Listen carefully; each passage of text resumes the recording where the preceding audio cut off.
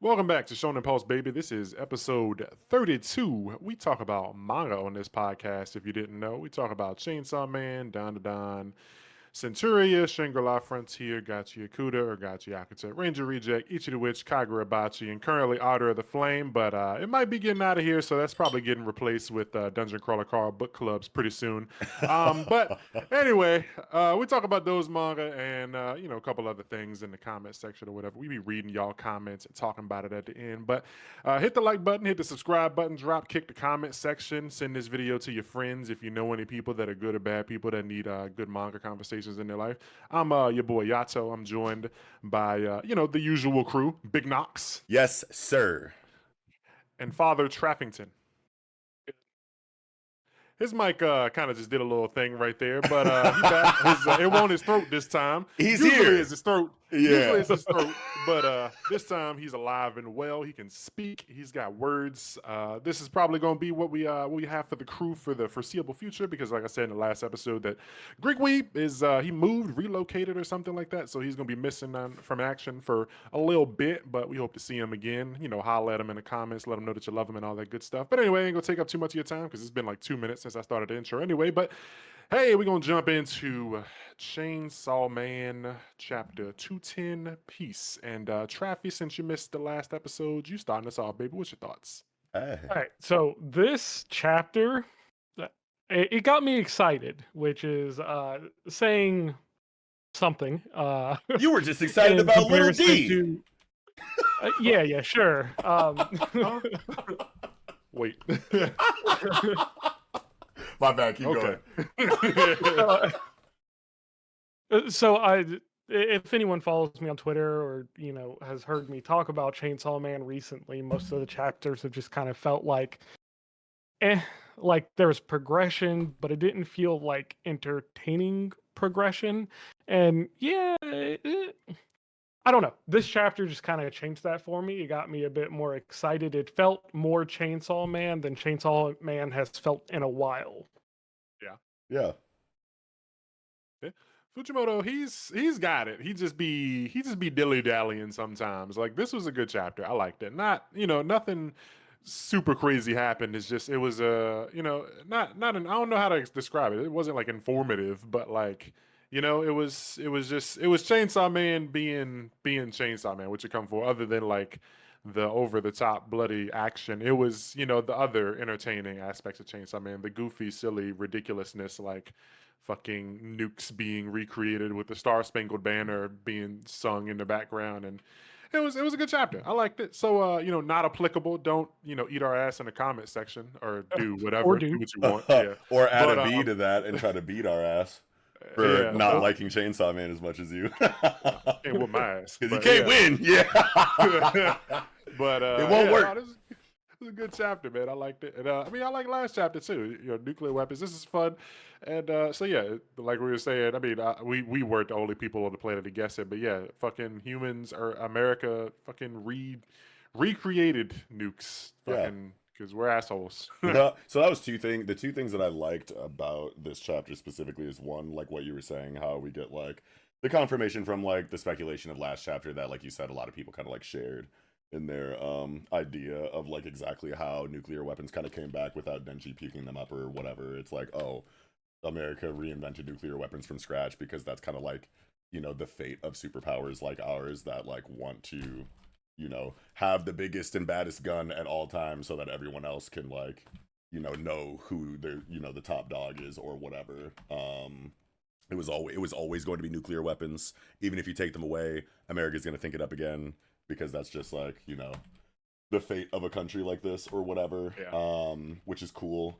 The other thing that I really like is like how I don't know if you guys remember like the discourse around like Chainsaw Man and it's like subtext and like theming and like whatever what have you, where people are like, it's not that deep, there's no like subtextual like deeper like meanings to anything Fujimoto Tatsuki does. He just kind of like whatever what have you, like like that whole conversation. I can't remember the exact argument that was being made however long ago, but like they were literally showing them like his like Captain America fan art and saying, are you saying that there's no Yeah. like political messaging here? Like what did he do this for?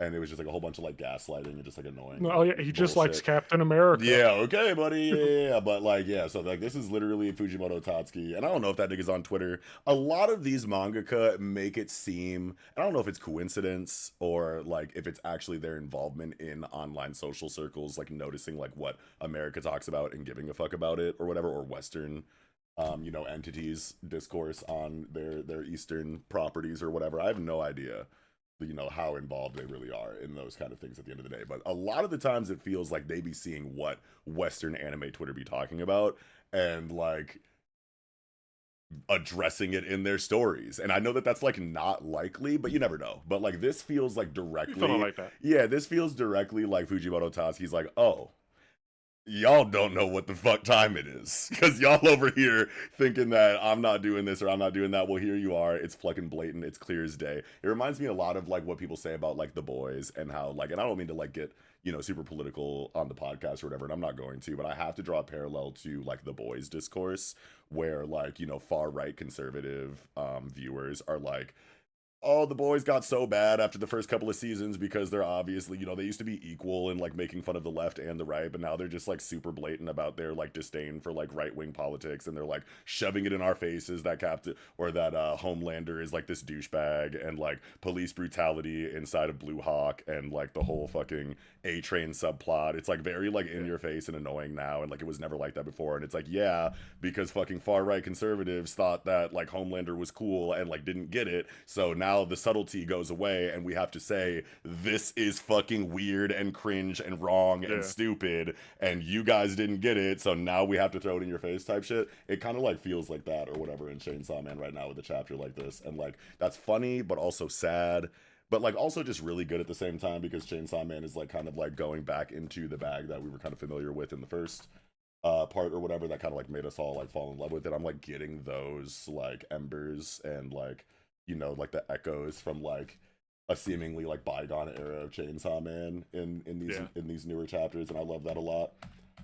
There's like a lot of layers and shit with that, because like Fujimoto, I mean, he was on Twitter, at least he had that Twitter account that people believe was him, where it was like someone pretending to be Fujimoto's younger sister, and they were like tweeting weird shit. So I mean, the dude's weird.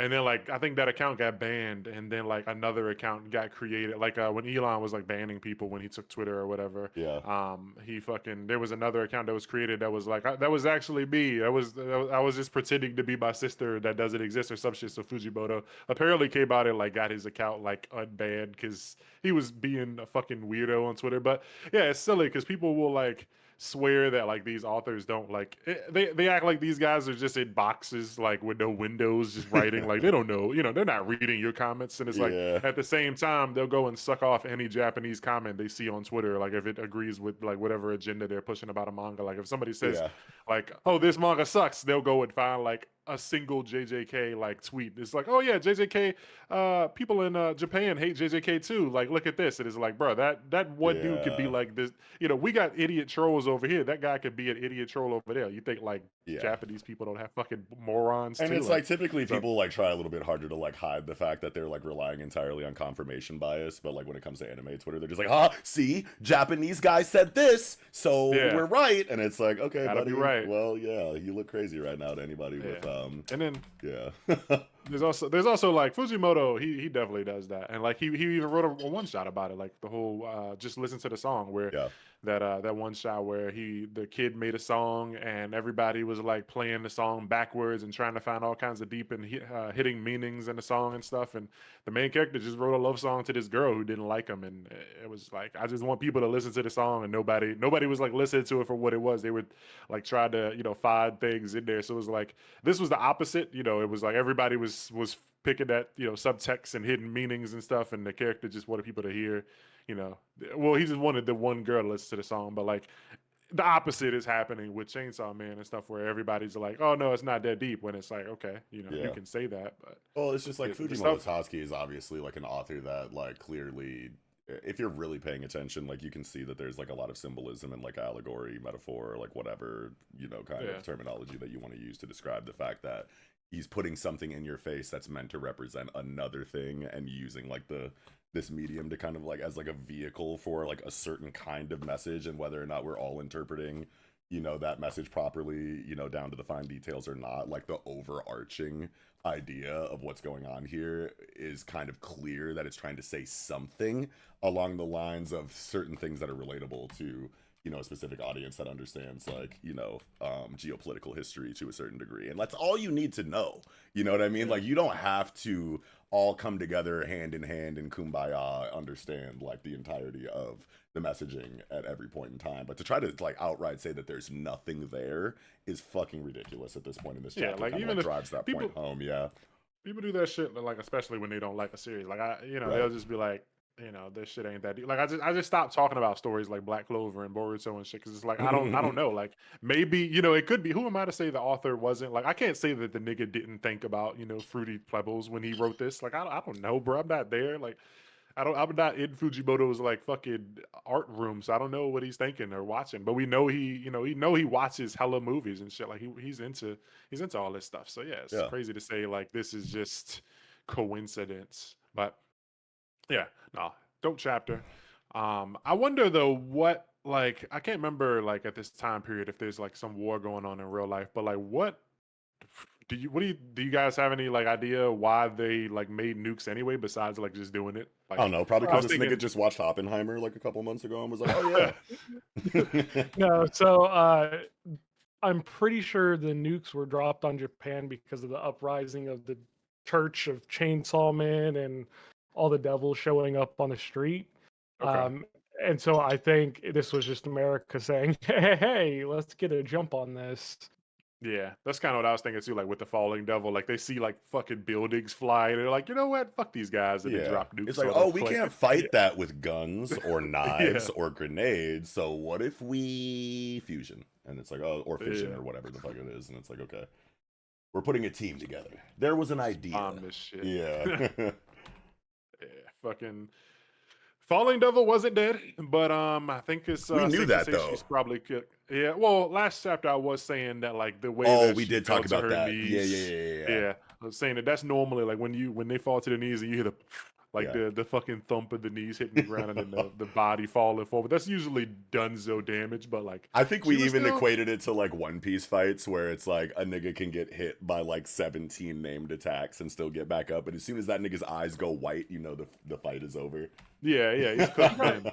She got turned into clothes. I don't think she's getting back. Yeah, I think she's done now. I Yeah, think she's yeah. done now officially. Bro, But, and like I- this page on 8 of this chapter or whatever, like during the transformation of the falling devil into clothes reminded me so much of like I don't hate it, but like I feel like I'm getting so annoying with like the parallels that I attempt to draw to like Hunter x Hunter, the Hunter x Hunter manga, because like all I saw was like Palm in the Chimera Ant arc making the fucking suit of armor like outfit or whatever out of her hair when she was fighting Killua when I saw this.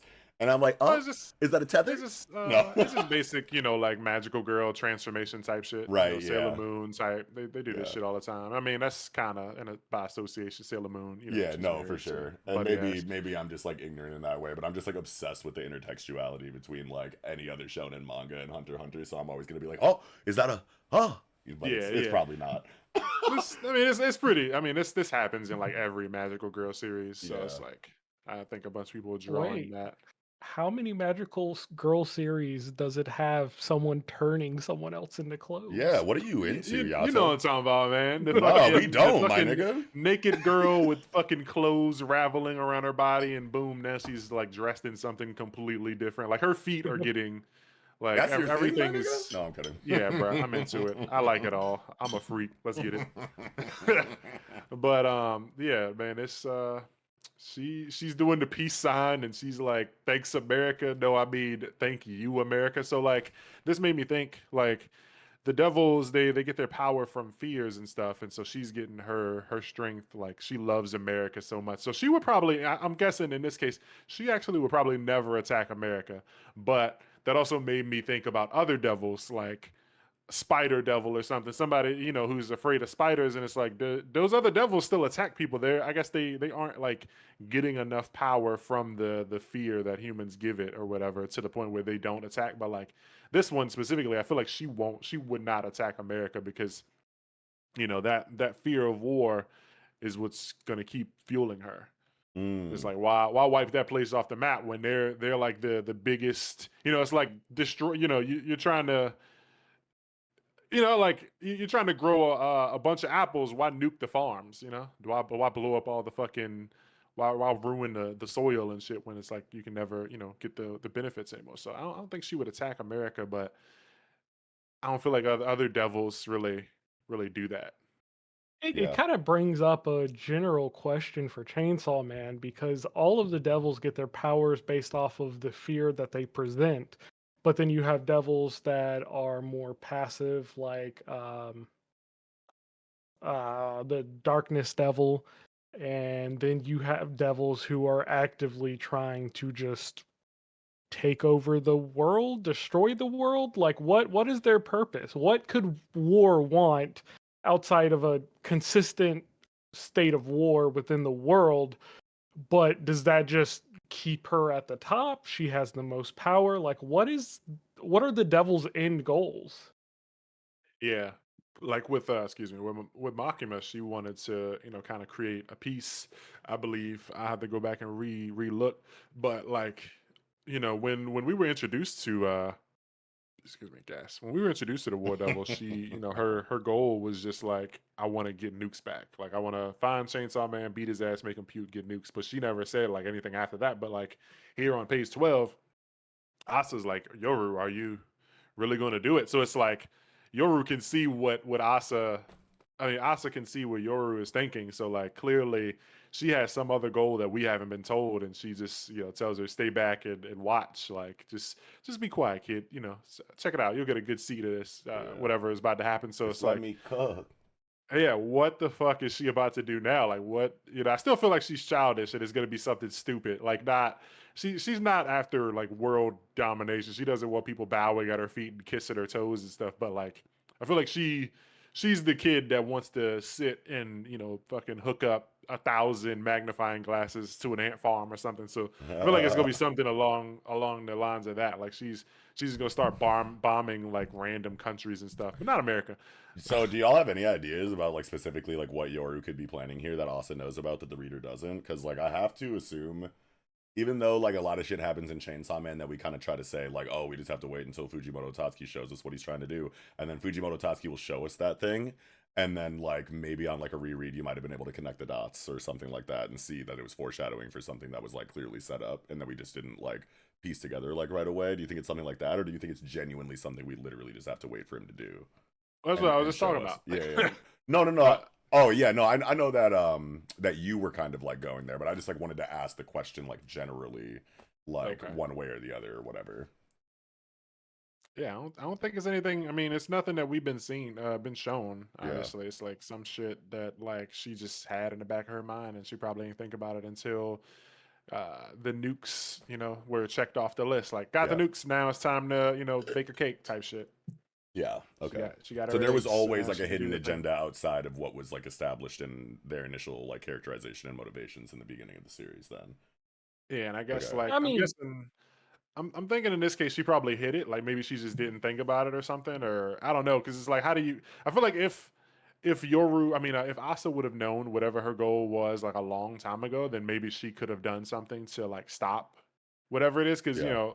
Asa doesn't really approve of what she's doing. She told her a while back like, oh wow, you're really a devil. This is bad, and she didn't like when Yoru was like, "Of course, I would do this. I'm a devil. I'm not a good person." Type shit. So it's like I don't think Asa would approve or like allow her to basically like nuke the planet or something if she knew that that was like a goal. So I think she kept that hidden somehow. Like just didn't think about it. Maybe. Okay. Other than that, I don't know. Okay. Yeah, I don't know either. It's hard to say. It Yeah. just ain't been revealed. But Right. um, yeah, no. Banger chapter, and at the end we got Lil D. Yeah. What Little the D. fuck, dude? Like I was like eating like throughout the chapter. I was like, ah shit, for all the reasons that we talked about during the review today. And then I got to this last page and I was like, you can call me Lil D. For real. Like this is like the So most like Tatsuki Fujimoto like final page like ever because it's like what the fuck do you mean? Actually, I was never Fammy. You can call me Lil D. Like that's apparently, so yeah. Give me whatever you got for this because apparently, like that was like a translation like change thing. Like I think it was like in Japanese, it translates to like Shi-chan or something, which is like death or something, something more oh like nigga oh Lil obvious. Death Yeah, basically.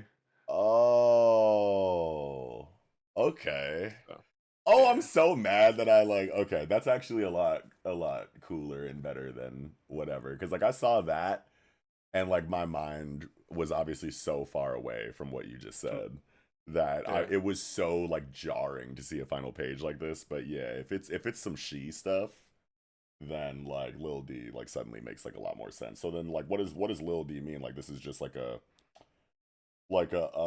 an offspring of the actual Death Devil then? I think that's just No, the name Or just that like a they're little going with. like nickname that the Death Devil yeah, has. yeah, Oh, okay.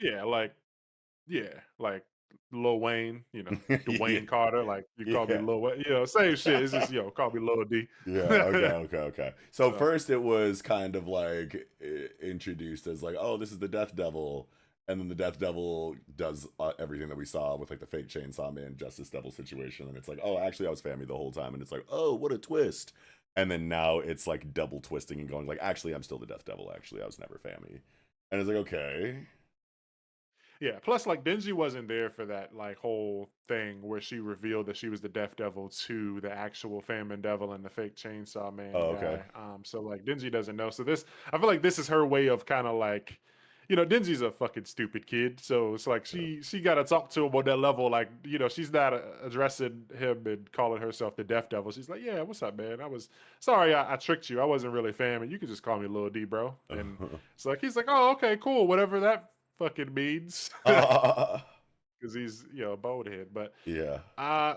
do wonder here because like she I don't remember if it was ever talked about in the manga, but I think we talked about it when she was telling Famine and the fake Chainsaw Man to go and spread terror, and I was saying I think that the purpose for that was because she wants people to be more afraid of them or Chainsaw Man and the War Devil than of death.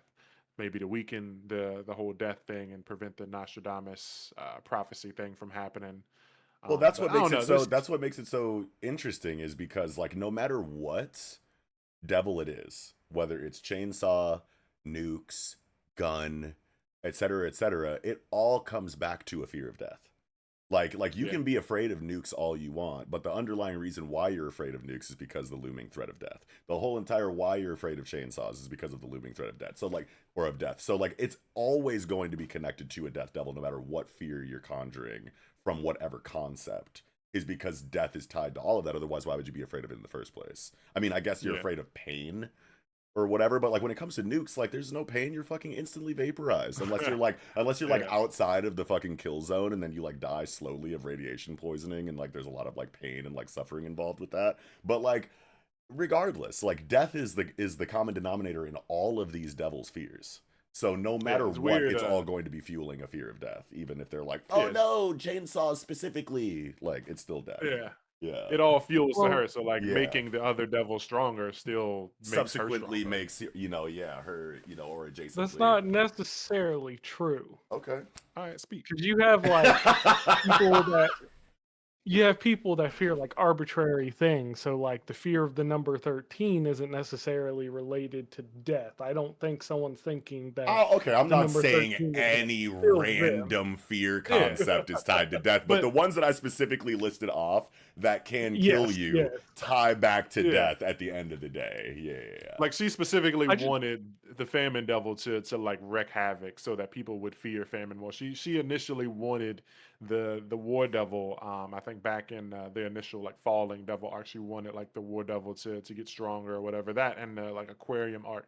Like she's been trying to like power these guys up, and it like ultimately ends up making her stronger if it works that way. You know, it's kind of like a Right. tithing system or whatever. Yeah. Like Yeah. it all goes back to death in the end. Like you can be scared of all these things, but like in the end, those things bring you to me. You know. Yeah. Yeah. So yeah, this is one of those things where it's just like we just gonna have to wait until Fujimoto tell us what the fuck is really happening because there's Yeah. a like we don't know what's gonna happen with the Nostradamus thing and like we now know that fucking War Devil has a plan.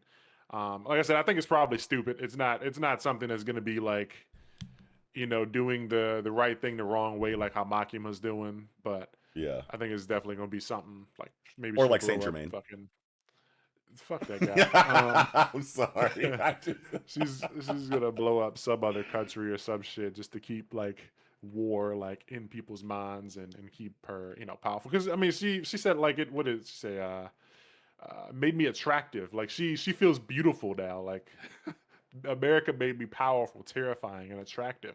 Thank you, America. Like at first she said thanks America, but then she corrected herself and said thank you America. She's addressing America like it's a person. Like Right. she's so happy and in love. She doesn't love dingy. She loves the USA, baby, because we got them guns and shit. We got violence. This pose with her standing there, fucking hand on her chest, fucking Yeah, that was hate flowing. This shit's so stupid, crazy. so silly. Yeah. But Yeah, and I love the it's weird to say that I love a page like this, like on 10 with all of the burnt to a crisp sick. corpses, or whatever. But I mean, like, this is like, and they got the hazmat suits because they're in like a high radiation area, like after a nuclear bomb goes off, and they have to like get all of these fucking, melted bodies like in order for like proper disposal or whatever, with the fucking Star Spangled Banner like lyrics over it or whatever. Like Fujimoto Tatsuki really does not fuck with the United States of America. Like he used to show like shit like this. It's just like, yeah, this where y'all live at. This what y'all known for. You know what I'm saying? Like Yeah. like look at y'all. It's like putting a mirror up to like Western readers. Like this y'all. This what y'all be doing. Remember that. That's your man's. Yeah, this your man's. Like goddamn. Yeah. Good chapter. Yeah. Good stuff. Mm-hmm. Looking forward to the next one. Like I said, I don't hate this series. It just it happens in spurts, man. Like this was a good chapter. Last chapter I felt like was a good one. And then I maybe just didn't feel nothing personally for a while. Since like there's just been a couple times where like I haven't excuse me, goddamn gas, baby. There's been some periods of time where I just haven't really felt nothing, but I've always liked the series, from the beginning. But like I remember the last time I had a strong, connection was when Deaf Devil, when she came and was like, "Yo, I'm the Deaf Devil, bitch." Like that was a strong chapter. And then a couple times before that, but there's been some streaks of me not caring, but I don't mean I hate it, Yeah. But yeah, it's good. You got anything else for this one, Traffer? Good. What about you, Knox? I am also good. All right, I think that's going to do it for Chainsaw Man 210 because I'm also squeezed out, so that's 210 piece. Now jumping into Centuria, chapter 61, 3 against 1. And I just want to say I took the time to go back and see how long this arc has been going because I'm always talking about how I want longer arcs, and I was just like, hey, I feel like this one's been going on for a long time. So the time skip chapter happened in chapter 31, so it's been exactly 30 chapters since the initial Arcos fight, and then Barry and Engval, and then Julian and Titi and Diana moving here, and then we got introduced to Lucas or whatever. So it's been 30 chapters. I feel like that's a pretty good length. It's been 23 chapters since the assassins came, and we've been in this like battle. So we've been battling these guys for about 23 chapters, and I'll say with this chapter we probably got like one or two more, if that. I think this arc is wrapping up here, with people kind of like heading out. Maybe was it Toru Kuromori will extend it somehow, but I feel like they probably won't. We'll get this wrapped up in a chapter or two, maybe 3 at the most. But I don't see this going on for another 5 chapters. But anyway, that was just random, related thoughts or whatever. So Yeah. Knox, what you think? Yeah, I think the arc length is like really good so far. Like, you bringing that up kind of like makes me think about, because you always want to, I don't know, I remember there being like a conversation about like classic shonen arcs or whatever, or like the first like big arc that like a series will kind of like have that like, you know, kind of solidifies its identity in the greater, you know, landscape of like battle shonen like storytelling or whatever, at least as far as anime Twitter discourse kind of like goes. And this is definitely an arc that has the length for you know, a first big arc in like the contemporary landscape, how the contemporary landscape kind of like goes or whatever historically. But is this like the first, like is Centuria ever going to have an arc that's like on, you know, the level of like a Shibuya incident, or you know, like a Water 7 Enos lobby, or maybe One Piece isn't a good, you know, example to use here or whatever, but you know, like just that arc that's like holy shit, that's the one, you know what I mean, that like kind of like sticks in the minds of people, and that people can reference back to and like have it in the conversation with a lot of the bigger ones that like made a name for themselves and like, you know, in the way of like a significant arc or whatever. And it's like I love everything that Centuria is doing, but I don't know if it has to do with, you know, the level of hype around it or the amount of people talking about it or whatever, what have you. But on a storytelling level, this seems like, and I don't know how much more Centuria there's going to be, but this seems like the start of what could be a chain of arcs that lead into the kind of arc that can be propped up next to, you know, arcs like the Shibuya incident or you know, the like, you know, or whatever, what have you. So like I feel like the arc after this will be like one of those that's like holy shit, everyone needs to read Centuria right now because it's doing, you know, something like that or whatever. So just in the context of the conversation that you started about arc length and whatnot, I just wanted to say that. But So yeah. in regards to that, Mm-hmm. my response is what happens after this arc? Yeah. Because you know, the main person who organized going after Diana, and you know, the only one who wanted to go after her, if she dies here, you know, that's kind of it. If she survives, you know, she'll be on her own relatively. Uh, so where is the movement in the story? Does something happen in the last few chapters of this arc that causes the king to become more active? Like, are we about to see why everyone's scared of Diana? Personally don't think that Elshi's gonna die here, or I forget the nun that's with her, but I don't think either of them are gonna die. I think the main like point of these two witches fighting is really just to help Diane's group get away, Julian and them to just get away. I don't think they are going to be successful in killing. They'll kill the Arcos like clone reanimation or whatever. But I think they're gonna regroup, and I don't think the king's gonna move because the king, he's cool with like Diane making it to him and, you know, possibly fighting or killing him. I remember him saying, you know, it is what it is. If they get here, you know, that's that. You know, he wants to see if like they are the person who was like able to wound him like 80 years ago. But also Yeah. he sent Lucas to deal with Elstree and her band of assassins. And like I don't think all of them are dead. Plus we got like this Black Knight dude, which um, let me see. How did yeah, they're facing off a three on one. So like I don't know, they might manage to beat this guy, but I feel like a lot of this is gonna be like people are getting away, and this arc really just kind of sets the tone or whatever. Like people, nothing like super dramatic happens. Like, yeah, Diane doesn't die, Elstree doesn't die, you know, Lucas doesn't die, but it lets everyone know where they stand. Everyone now knows, like, Julian and Lucas, you know, they know about each other. Like, Lucas now knows that Julian is immortal. Julian now knows that Lucas is a freaky sword transforming minotaur, whatever. We also have Lacrima on the team. We Yeah. also have Scaly, whatever bitch, possibly on the team because Lucas, Julian saved her life. So like, it's kind of setting up, like Knox was saying, for a future arc.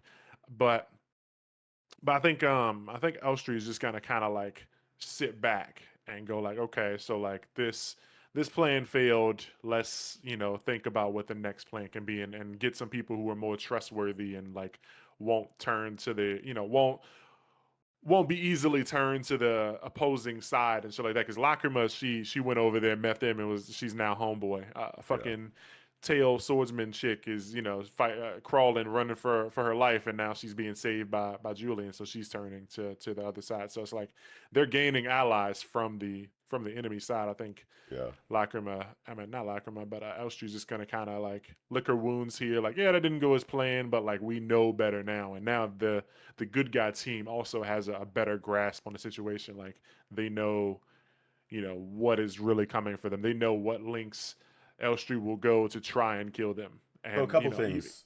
Oh, I'm sorry. Continue.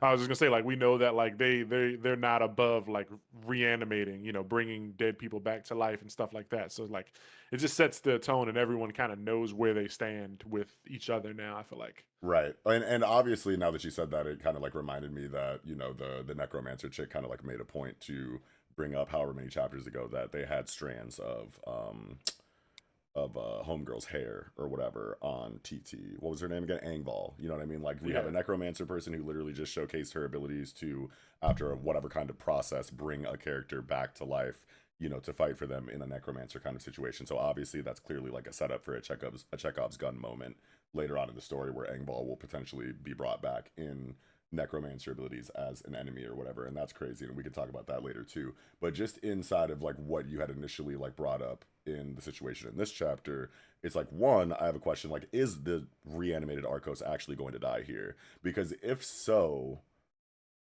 like, I really don't feel like he is, because it's like, why would you go through all of that to bring a character back and like establish this new character inside of him that's clearly different from Arcos, but clearly has his own journey, just to kind of like off him in the same fight that he's brought back in? So I feel like there's more storytelling there with the Arcos clone. Maybe that's just like the God of High School, like, you know, fan or like prior reader inside of me that like really like the Maury Dan like clone like storytelling inside of God of High School. Like, why would you bring a character back in this way or create like a separate entity related to this character that's obviously meant to be different without like fully exploring that arc in a way that's not just like, we brought him back, here's a fight, he got whooped, and now that's over and we're moving on. So I feel like there's just more there for him, and he's not going to die here for one reason or another. And that journey will continue. But then also inside of the plan of Elstree and the necromancer, it's like they're kind of like pivoting away from like their initial goal of this arc a little bit too casually in this chapter, in my opinion, right? Because it's like on page 10, here's the necromancer, like there goes the child of prophecy, slip right through our fingers, and Elstree's just like, no matter, we've accomplished much today. And it's like, cool, that can be a thing, like in the context of like game theory, like you don't want to linger on things too much, like you can move on and like establish like other strategies and like do whatever what have you like later on, and that's probably, you know, the more pragmatic approach to it. But they kind of put all of their eggs in one basket with this plan, so to watch it kind of like crumble to dust in front of you, you think there'd be like more of like an emotional situation tied to the idea that everything that you've been working towards just kind of like failed in front of your eyes. But like if there's like if there's a plan C or plan B or whatever, like cool, but like it didn't seem like that's what was the case, because there were so many factors involved in how they thought this fight would go, including the elimination of their entire team. You know, like they factored that in, like they factored in like the Lacrima betraying them, and that's okay, that doesn't matter in the greater, you know, context of our goal. Like all of our teammates have to die in order for our plan to even start, etc., etc. Like there were so many layers to what they were doing that made them go, everything is okay, everything's going according to plan, and then boom, suddenly as soon as things start not going to that extremely layered plan, they're just like, oh, okay, well, whatever, but like we did a lot today, so we're just gonna keep moving on. Like I feel like there's just like so much more there that we're not considering for some reason. But go ahead, Traffy. So they were expecting this. Essentially, this mission had a time constraint on it because Elstree was aware that the two witches were nearby, and she knew that they would turn on them. Okay. And so their time constraint was basically, can they kill Diane fast enough before the witches show up? And they didn't meet that failsafe. Okay. And so if there's a continuation to the plan, I don't know. If they were expecting this to happen, I would assume, you know, they have something to fall back on. Right, but what could that possibly be? Because like their whole entire idea hinged on the fact that like word about this can't get back to the king. So if they fail here without destroying Diana, then that means they have to go back to the crib and be like, oops, Like, think sorry, King, we didn't do the thing that we betrayed you to go do out of like I, fanaticism for you and your goal I that you guess literally yelled at me about right before we left. And I'm just gonna go back to the mansion or the palace or the kingdom or whatever and just like go back to work until we like regroup and do the next plan. Like they're gonna get fucking murdered when they go back. Like way too many well, people know about this plan now. I think that's the Diana plan was like one of two, and the other one was probably to hopefully have the other witches jump them so that they could kill her other goal. Like she says, now all that remains is, and I think that like that's referencing her killing the electric nun in the hair armor like chick so that she could probably be the only one influencing the king's decisions. So like if she succeeds and if they succeed in killing these two, she can go back home and be like, see, I told you that like Diana was a threat. Like she can lie and be like, Diana wiped them out. Like her Oh, people killed these guys, and like we need to take this seriously. And it could be, if they get away, if everyone gets away, none of these people died, then this faction can go back to the crib and be like, Elstrie's tripping. She went out and did the thing. We were spying on her king. Fucking yeah. praise us.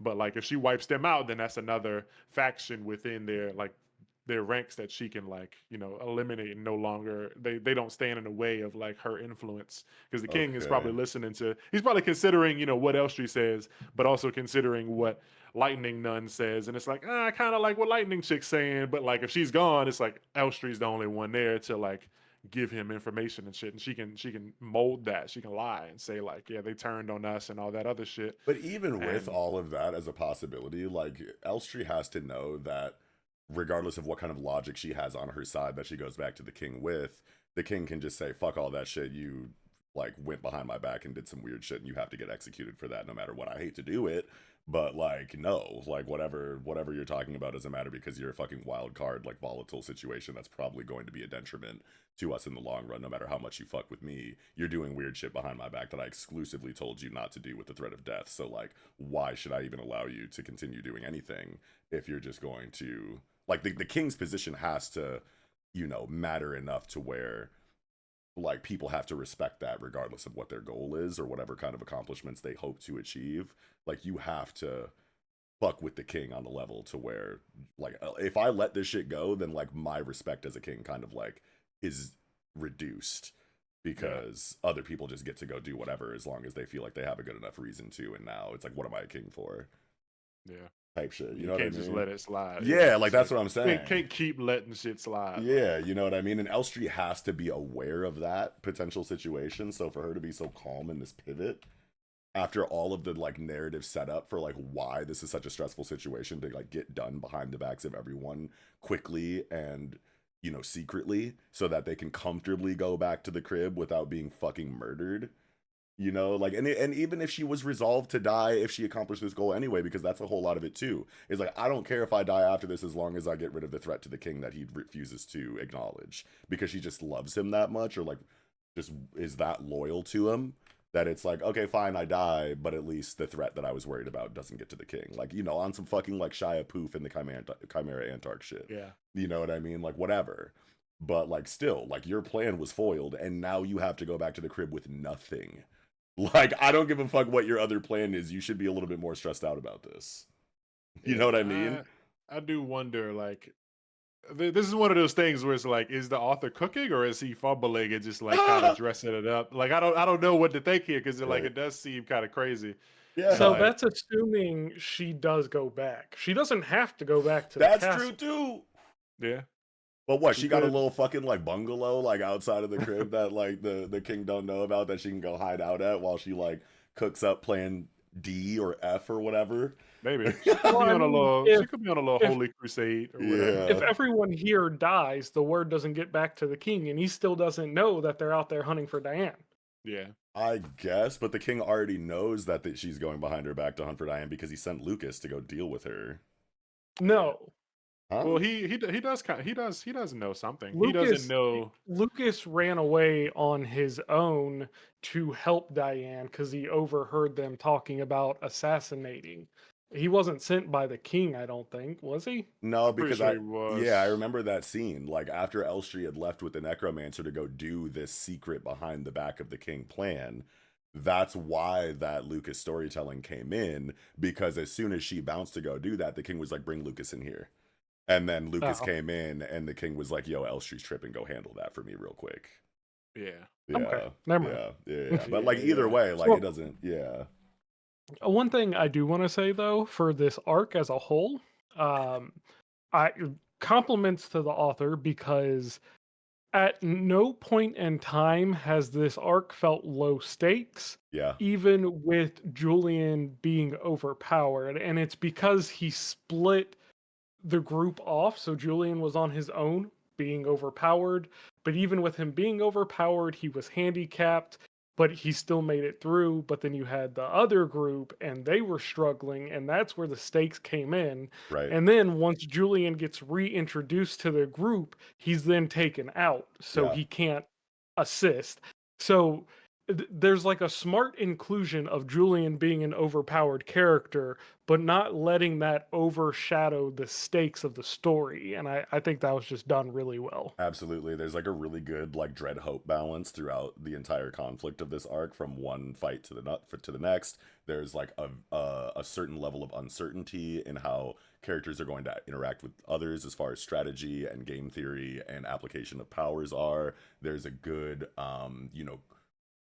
level of like, okay, what is this character's power, what are its strengths, what are its weaknesses. They're properly addressed throughout the fight from both perspectives of enemy and protagonist throughout, until eventually you get to that twisty moment where it's like, okay, this is how everything is going to be applied to give either character an advantage or a disadvantage. It's uncertainty like that that keeps, even if like the threat of death isn't like completely looming over the audience, it's like, are our characters going to make it out? Because at no point throughout this arc did I think, you know, is everything going to stop because the villains are outright going to win this arc? Like, you never feel like that. But even without going that far into the stakes, you can, find a proper place on the spectrum to where you're worrying just enough about the accomplishment of goals of the protagonists to where you go, okay, maybe they'll win, but at what cost? And as long as that is in the back of your mind, I think that you're doing stakes correctly, and you're doing tension and worry correctly without there needing to be that, oh my god, is this going to be an outright loss, kind of like floating in your mind or whatever. So like that's something that's really impressive that Eastern writers do in these battle shonen stories. And I feel like Centuria is like a really good example of like how to properly balance that, because we got a lot of good character writing too. Like anytime that Lucas, or I'm sorry, that Julian is like about to die and he goes into like his like inner domain of like all of the slaves that like make up his power set, and we get writing for like each one that like goes off to like Valhalla or whatever the fuck it is whenever he needs a new life to come back from death for. Like all of that shit just like feels really good and makes everything breathe a lot better. But it doesn't fucking take away from the action. It doesn't take away from the power system. It doesn't take away from the plot progression as far as like the current like strategies of both parties. Like everything just feels so well executed in all of the ways that you just said. And I just love Centuria for how it's able to kind of like, balance all of these discs, these spinning discs on these sticks or whatever. Even with all that, I still like going back to the question you asked earlier. Like, is it considered one of those arcs, like a Shibuya or Enies Lobby or whatever? It's a Yeah. good arc, but I still don't think that this like I have not disliked it and I have not been bored at all. But it still just doesn't feel like that arc. Like this isn't like Yeah. this arc. Like there has been some art where I would see like things happen in the story. Like the art's really good. There's been some really good shots where I'm like, wow, people should be reading this. But this, at no point, nothing has happened yet, I don't think, where I saw it and was reading and was like, wow, you need to be reading Centuria. It's just Yeah. like, I think you should read it. I like it. You Yeah. probably will like it. But I haven't gotten to the point where I'm like, wow, I'm like screaming from the rooftops. I'm not changing my profile picture or putting my name. This isn't Yeah. becoming, nothing happened so far to where I feel like I need to like become a Centuria nigga. Like it's Yeah. just it's good, but like it's not great. And I think what's And missing from that equation is the scale of the conflict, right? Because like if you look yeah. at like a Chimera Antarc or you look at a Shibuya incident, like the difference in what's happening in Centuria versus like those two arcs specifically is a combination of the narrative build up to the conflict. You know what I mean? Like Shibuya incident from chapter 10 or something of Jujutsu Kaisen was being built up until, the start of the Shibuya incident. In the Chimera Ant arc, we had fucking like 40 chapters of narrative setup from the beginning of the Ant arc, from when Gon and Killua like meet up with Kite at the end of Greed Island, into like the explanation of like the Chimera Ants and Phagogenesis, and why this is a crazy threat that's building up that we need to take seriously, that kind of like got out of hand before we were ready for it. There's so many things working towards why so much is at stake for the protagonist before the arc starts, that by the time it does, you're like, holy shit, we have a thorough understanding of everything involved and everything at stake for both parties, that it's like no matter who has an advantage or a disadvantage, you feel a crazy sense of worry for everybody involved because of how well that kind of like thing was set up. And Centuria doesn't have that in this arc, but that doesn't mean that it can't have it in arcs moving forward. And like the same goes for the Shibuya incident. There was just that much, to it that created this huge like sense of scale for like the conflict overarching, that where it's like, okay, I'm extremely invested in the outcome of everything that's happening because of all of the thought and setup that went into it, type shit. And I feel like this one works better when compared to a earlier arc, not something that, because Shibuya was like 100 chapters in, and Right. Eni's Lobby is like 400 in, so it's like this is a first major arc, and like it's good, but I still like, even comparing it to other like first major arcs, like I still don't think this is as good as like the Bylong exams, for example, Right. or like whatever is after, like the stretch of like chapters from Bylong to Dreamy School. Like I still feel like that's better. Not to say that like this needs to be better, but like I don't feel like it's on that level yet. But it is, it's good. It's like it's a weird feeling. Like I don't hate it. I'm not saying it's bad, but it's not. It's like 6.5 territory type shit, when like it could be a 7.5. I feel like most people probably be like, well, name some. I can't name shit right now, but like off the top I'm is feeling tough. like, I'm feeling like I want like the first major arc to be at least like a 7.5 or something. Like I don't feel like this arc is as good as the Gokuraku arc that we just got in Ichi the Witch, for example. Yeah. Like I don't feel like this is as good as that. But it's, both of them are the first major arc, and they're both good. But like the Ichi the Witch arc is just much better to me personally. In But Centuria, on a technical level, like as far as the fights go, as far as the application of abilities go, as far as like the progression inside of like the strategy and plan, and motivations of the antagonist group in relation to the protagonist group, like all that shit feels good. But like it's just missing certain like key elements that made the arcs that we're comparing it to, like, whether it's Bylong exam or Shibuya incident or the Gokuraku Bakugami arc in Ichi the Witch, for example. Like all of those things just have other things that it was doing to bring that oomph to the arcs, emotional attachment, like et cetera, et cetera. Thank you, Traffy, because that's exactly. I think that's the biggest part. Yeah, right. Because like, I'm enjoying. Oh shit! I'm enjoying athlete throat coming back. Oh my god.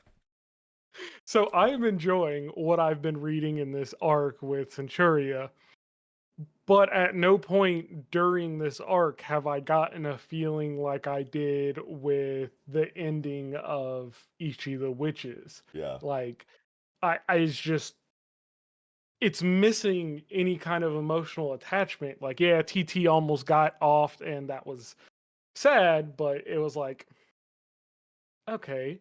Yeah.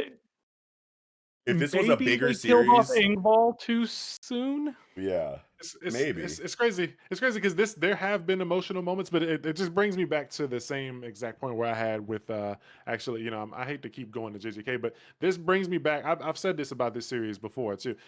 It takes me back to the Maki thing, where Maki fought fucking misogynist dude. Naoya. We didn't see Maki for 30 chapters, and then we see Maki again and she fights Naoya again. I feel like I would have enjoyed this arc more if there was some room to breathe between Julian fighting Arcos and then Julian meeting, these assassins, the same group of people, time skip 5 years. Julian apparently has been fighting off assassins for 5 years and shit. We don't see any of that, but at the time we see Julian getting active again, it's against the same group of people, and Arcos comes back. I would have liked it more if we saw some of the supernatural and everyone besides everyone besides the reincarnation of, or the reanimation of Arcos was a jobber.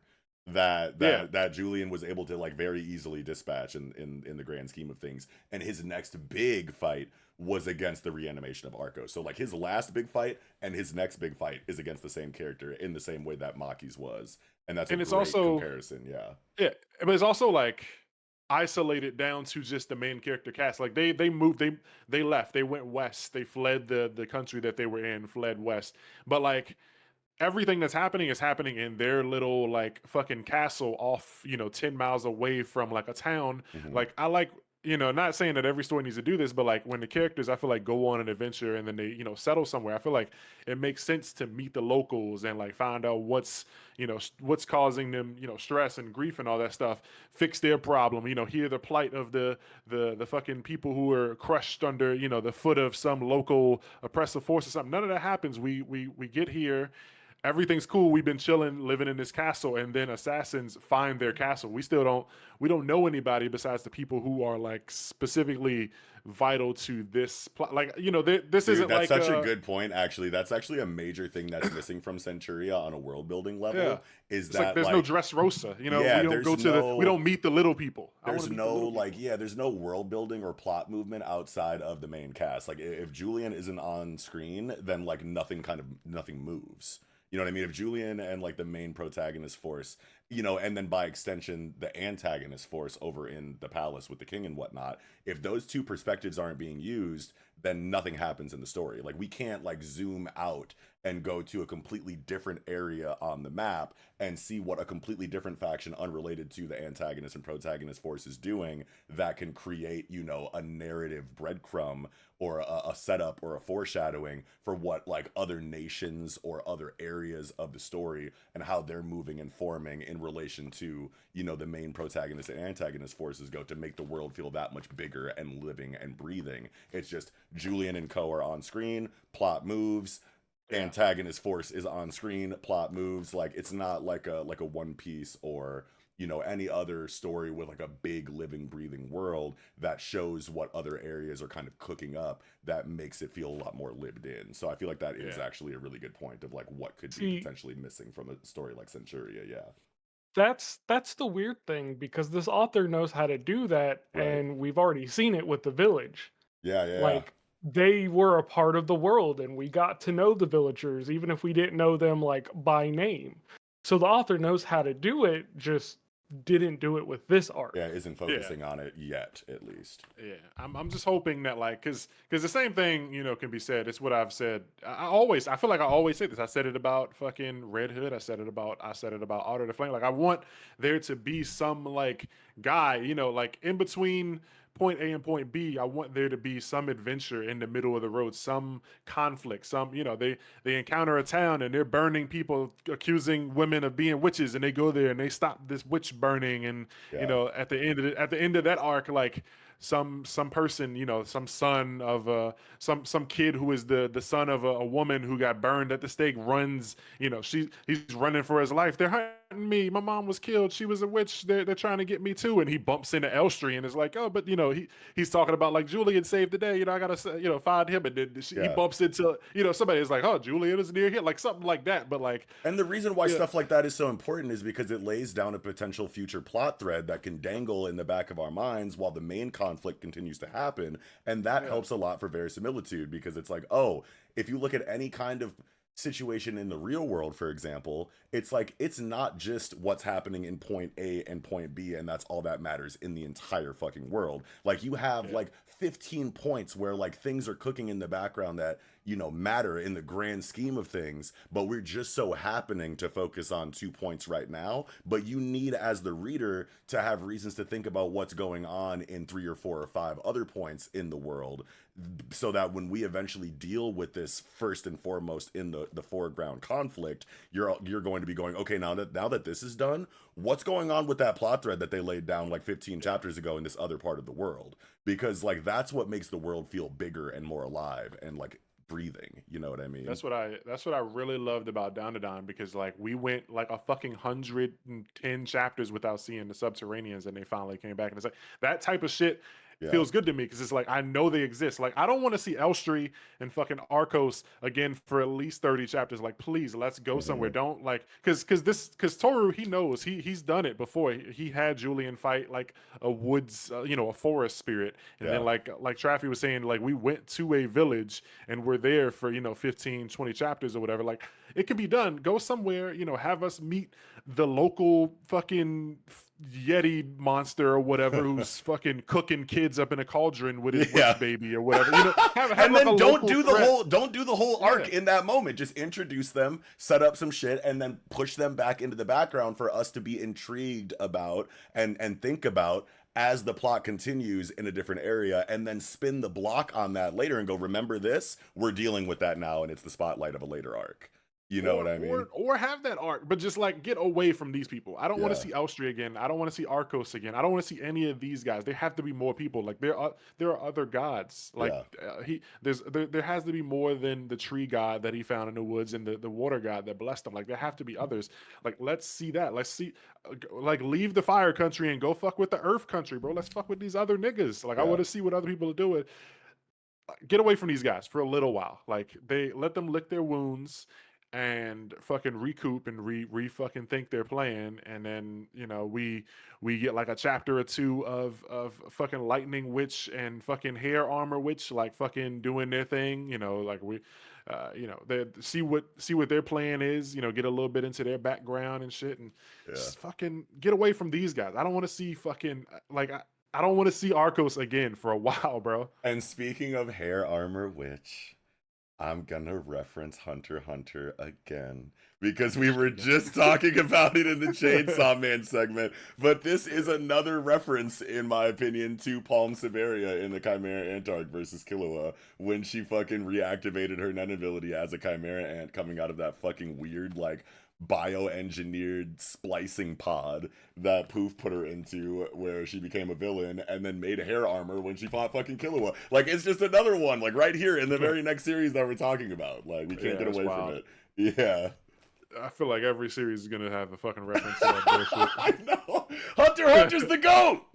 Nah, fuck that. No! Yeah, man, we kind of have not actually talked about the chapter itself at all. Oh, We just shit. talked about like arcs. Oh and no, shit, you're like, totally right. Let's talk bro, about we've the been- action in this chapter yeah. because it was like actually like pretty standout in the Yeah. in the grand scheme of like this arc specifically. Like if you go from like page 12 when the witch like transforms into the hair armor and they kind of like box with Arcos for a little bit. The choreography here is like really good actually from that point to the end of the chapter, like especially leading into this double page spread where it's like Vassal of the Night Hara. It's like holy shit, what the fuck just happened like over the course of these couple of chapters, like sequence wise. Like it's like they run up on him, and Arcos is in the air looking calm as hell. The lightning witch like readies up an attack as she like floats up, or like what's that fucking technique in fucking One Piece? Geppo moonwalk. She kind of like poof poof poof poof up to Arcos with her lightning powers. As the fucking hair witch gets ready and forms the armor, Arcos sends an attack out. It fucking runs into the nun, and the water fucking evaporates, upon contact with her fire lightning aura, and they would make a point to say like my water darts are evaporating before they can hit her. That's a big deal. That's like a hard counter to Arcos right now. And she specifically makes a point to say like, yo, we've been watching your fight, man. You're not the Arcos that was here before. Your application of this power set is very like adolescent and juvenile, and you used way too much energy trying to try hard AoE. You bursted all of your cooldowns like 4 times in a row, so of course your shit is going to be a lot less potent now. And that's where I come in with like now a hard counter to your power set because of your decrease in potency. You can't even hit me, my nigga. Your shit runs into me and turns into steam. You're cooked. You know what I mean? Like your powers have dwindled after that flashy display. You're a shadow of your former self. And then she calls the hair witch out like, man, fold this nigga, bro. And she jumps up with the fucking downward punch with both arms. This nigga looks like fucking Goro from fucking Mortal Kombat right now with the 4 arms, like boom, bashes him down into the ground. The lightning witch kind of like weaves like the trajectory of like where Arcos is going to land and comes with the follow-up like, you're not great with close combat. That's a good point. This nigga's like a long range caster. You know what I Yeah. They're mean? playing ping pong with Yeah, them. like we're Yeah, they're getting beating in. his Yeah, ass. yeah, like we're infighting right now. You're an outfighter. Like we're inside of like the range that you don't operate well in, and now we're piecing your shit the fuck up. And Arcos is like, holy shit, the huge roundhouse kick that snaps his fucking arm in half. Like, and then Arcos even makes a point. He's like, dude, my blood armor is starting to fail. Like, how do I deal with this? And Yeah. then they start spamming these crazy big attacks. And now Arcos is at the end of the chapter like, I'm cooked. But you know it's not over. What does he have next? Like, you don't leave it on a page like this if Arcos doesn't have something else to do, or if some other outside element isn't going to come in to kind of turn the tide of battle. So it's like, I'm really excited on exactly how the story progresses after this point, because what a page Yeah. to leave it off on after all that. I do think initially I was saying that Arcos, they're probably going to finish him off, but like I think you said something earlier that makes me think that yeah, we're definitely going to get more from Arcos. Like he's going to grow more as a person and probably understand things. I can see him getting a one-on-one like conversation with Lacrima at some point, 30, 40 chapters later, who am I type shit. Like he wants to know, because she's probably the only person that like would talk to him and tell him, truthfully like what type of person he was, because Yeah. uh, Because we fucking never got that from their characters yeah. when Arcos was still alive. You know Yeah. what I mean? So the reanimation of Arcos would be a great, concept or vehicle for the continuation of their character arcs, kind of like running parallel to each other. Because like Yeah. Arcos was already dead before we even met Lacrima. So Right. like a lot of Lacrima's initial characterization hinged on her relationship with Arcos growing up in that palace, and we just never got to see any of that for real. And now this reanimation can be used as like a good way to kind of like, address what that relationship was like or whatever. Like we can get a lot of flashbacks, using the reanimation of Arcos as far as like Lacrima's memory of her brother when he was still alive. There's so much potential here for storytelling in that way. Then he no longer has that whole like royal asshole, like prideful like attitude to him. Like he's getting his Right. ass handed to him, so he's probably gonna want to like figure out ways to get stronger and train. He might actually do a push up for the first time in his life after getting his fucking arm snapped. Like since he's a Yeah. zombie, I'm guessing he's just gonna kind of like Yeah. fucking regenerate as long as like the caster is still alive. So like Yeah. maybe she's bouncing, and like this guy just won't die. As long as she doesn't run out of mana or something. I can't remember what the conditions were if it was stated, but Yeah. I And definitely see multiple him characters getting have big brought development. up like how he's not who he used to be. You Yeah, know what I mean? Like that means something for a brand new character like Atlas or whatever. This yeah, reanimated version of like Arcos is. It's like you niggas keep referencing a motherfucker that I'm based on that's not around no more and saying I'm not like that nigga. So like who am I first and foremost? And if that nigga's so tight, how do I get that tight? This is a whole yeah, character arc being set up in front of us. There's no way that this new Arcos dies in this arc. yeah. I'm feeling it. Was anyone confused like in the beginning, the first page, like with the way last chapter ended, when Julian was like, Luca, what's going on here? And he's like, oh, and then Yes. they'll rest for the weary. I was like, is I that thought Lucas? that was Lucas too.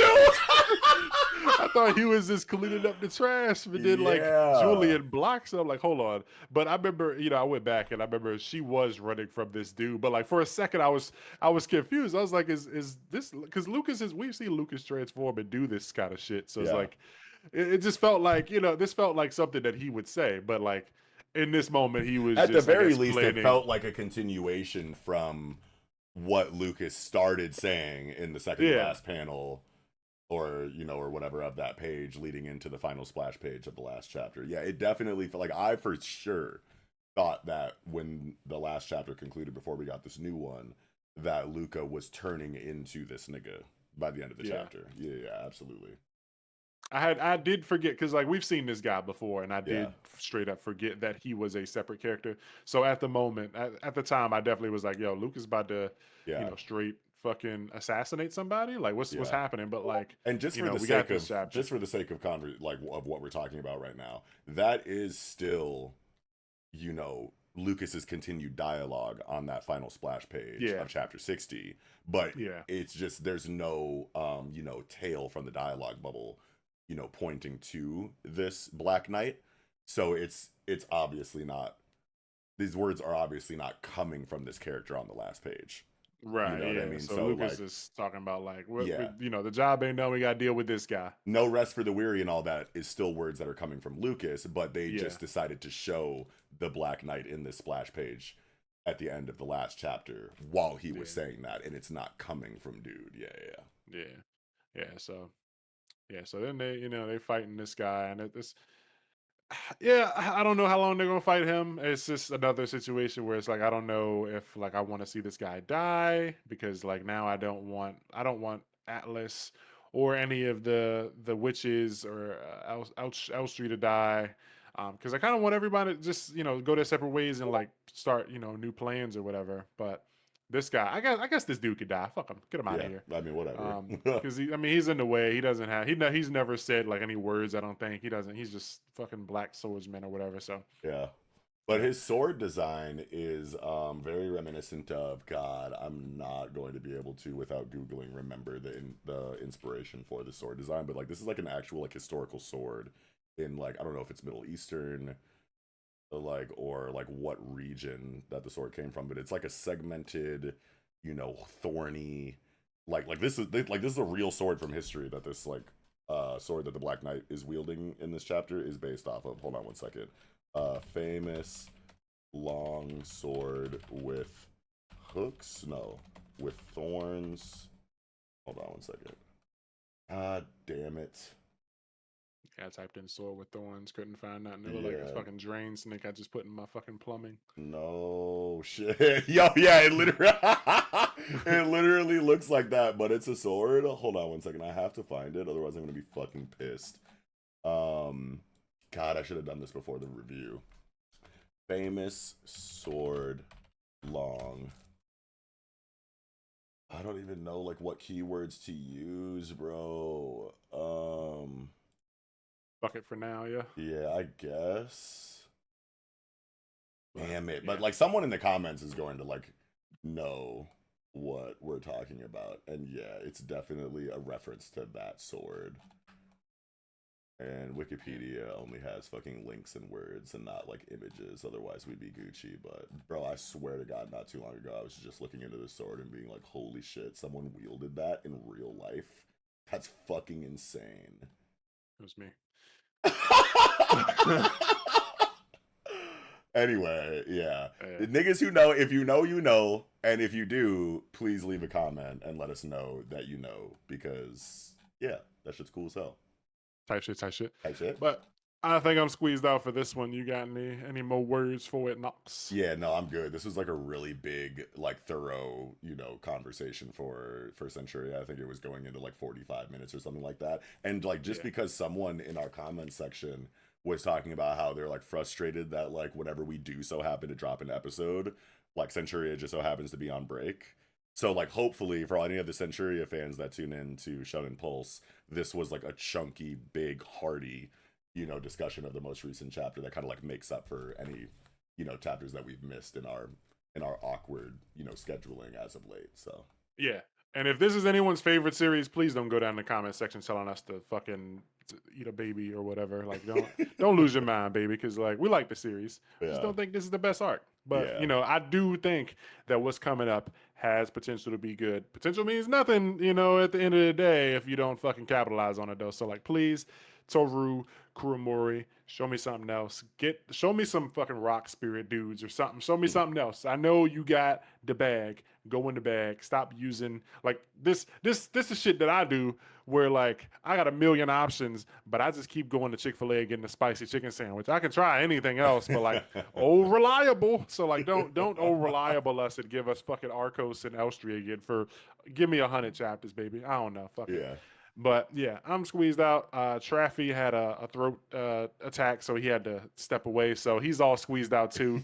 That's going to do it for Centuria, chapter 61, 3 against 1. Now jumping into Dandadan, chapter 204, and Ninra, the Smoke Yokai. And Traff, you weren't here to talk about it last time, so let's hear your thoughts first, player.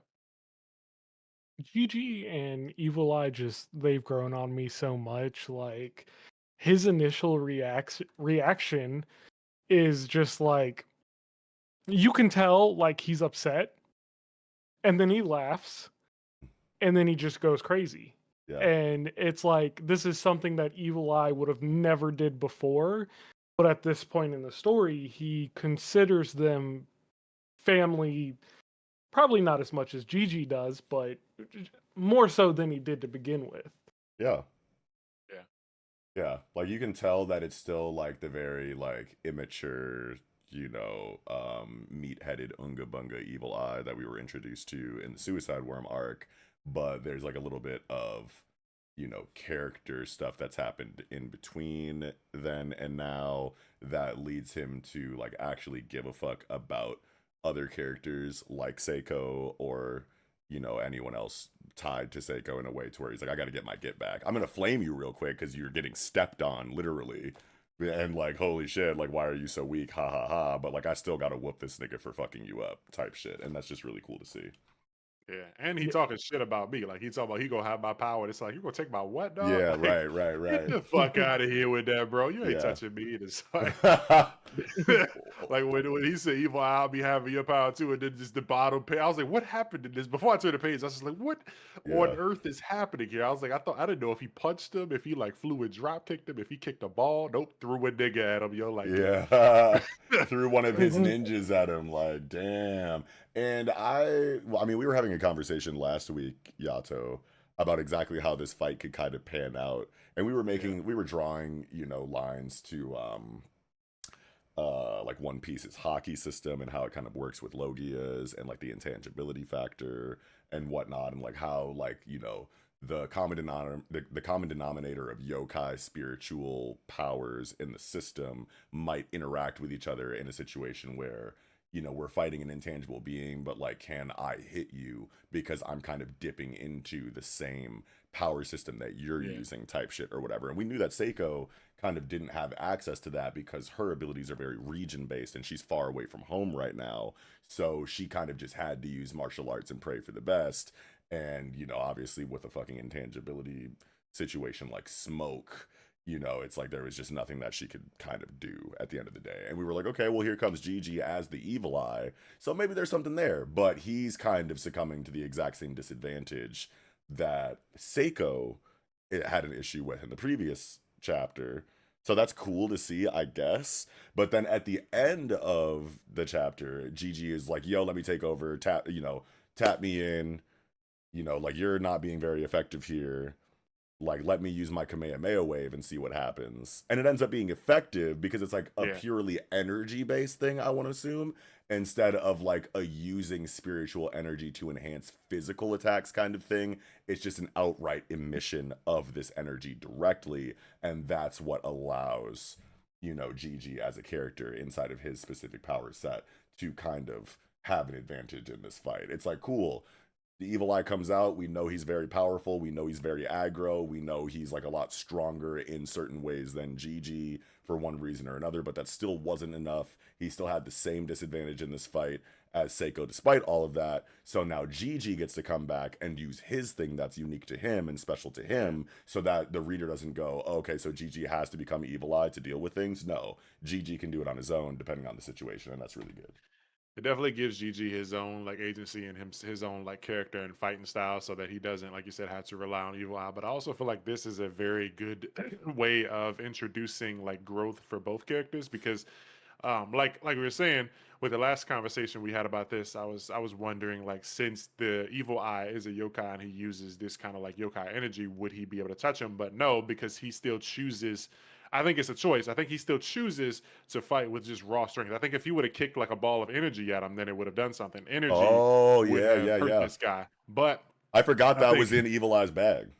yeah. But like, I feel like this is gonna lead to a bit of an evolution of his power. Like if the Kamehameha wave hit him, but like my physical force couldn't, I think it's kind of like a Deku realizing he's got feet type of situation where the evil eye is then gonna be like, well shit, I can like maybe I don't want to use beams, but like I can fucking coat my body with this fucking energy and then use it to fight, and then he can punch and kick with just like fucking the same energy that the Kamehameha wave uses. Yo, this is and such then an maybe Gigi interesting could do something idea. similar. Yeah, dude, wait a minute. This is such an interesting idea to explore inside of a character like Gigi now that you're bringing it up, because this kind of like symbiotic relationship that they kind of have going on, like it feels very like Venom, you know, inside of like Yeah, Spider-Man comics, for example. And you know, like we see this kind of like stuff all the time in these battle shonen stories where it's like a, you know, I'm sorry, not Yusuke, but well, I guess Yusuke and Raizen, or fucking Kurama and Naruto, or you know, Yuji and Sukuna, or whatever. Whenever there's like two entities inhabiting the same vessel, you wonder how that relationship can kind of like play into the greater context of the power system and like what they're able to achieve with that unique situation. And like Yukidobu Tatsu seems to have like a very clear idea on how he kind of like wants to explore this inside of a character like Gigi. And the idea that you kind of like brought up here right now, where it's like, okay, Evil Eye is established as a character that can do all of this with its power set, and Gigi is separately, you know, established as a character that can do all of that with his power set after his training with Seiko and whatnot. Two completely different fighting styles, but how can they both learn from each other? yeah, Because when one is dormant, it's able to kind of observe the other in real time as it does whatever. And then if Evil Eye is interested in what Gigi is doing, he can then go, okay, how can I incorporate that into my fighting style? And yeah. vice versa. And that's tight as fuck. Yeah, because he's gonna see this shit and be like, no fair. Like, I want to beat his ass. Like, okay, what do I gotta do to like be able to make my fist touch this guy? Okay, you shooting energy, maybe I can do something with energy too. And it's like, Yeah. and Gigi's already like fit. Like Gigi, you know, might not have the fucking like physical hand to hand combat experience that the Evil Eye does, but like Gigi is not like it's not like akin to becoming Goku situation. Like it's still the same body. Gigi just doesn't have this kind of like level of like fighting experience. So it's like Gigi doesn't really have to do anything, but Evil Eye, I feel like this might sort of be like a training arc kind of in the making for both of them, where it relies on like the Evil Eye kind of coming to more of an understanding of Gigi's power set and like Right. accepting it, and maybe Gigi gets something out of it in return. I don't know what. Maybe Gigi would also, you know, like find a way to do something, because I mean he's already got the.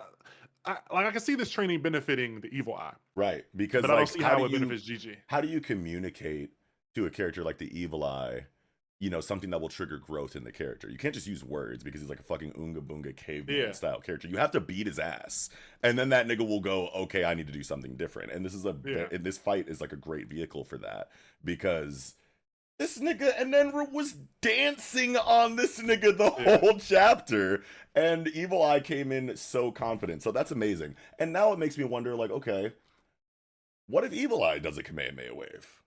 Like, yeah. and Like what I happens? kind of don't want him to, because then that's going to kind of like be counterintuitive to, you know, the whole like idea that we kind of like talked about at the beginning of the review, where it's like Gigi has his own thing that he can do that's advantageous in this situation that Evil Eye doesn't. So if Evil Eye suddenly gets a Kamehameha wave, it's not only going to be like that much more potent, but like it's going to kind of like push Gigi's value, you know, kind of like down in the grand scheme of things, maybe. So I don't know if I necessarily want that, but just like based off of what you said that sparked this conversation that we're having right now, I can't help but be curious as to what an Evil Eye Kamehameha wave would look like, or I like what think effect it would have. Yeah. I think the evolution will just be like they get so in sync to the point where they can like simultaneously swap back and forth. So like Oh. Evil Eye will throw a punch, the guy will like fly 50 feet back, and Gigi will like fire up a spirit gun like in the same breath, and then like Gigi jump at him with like fucking energy infused drop kicks, you know, like shit like that.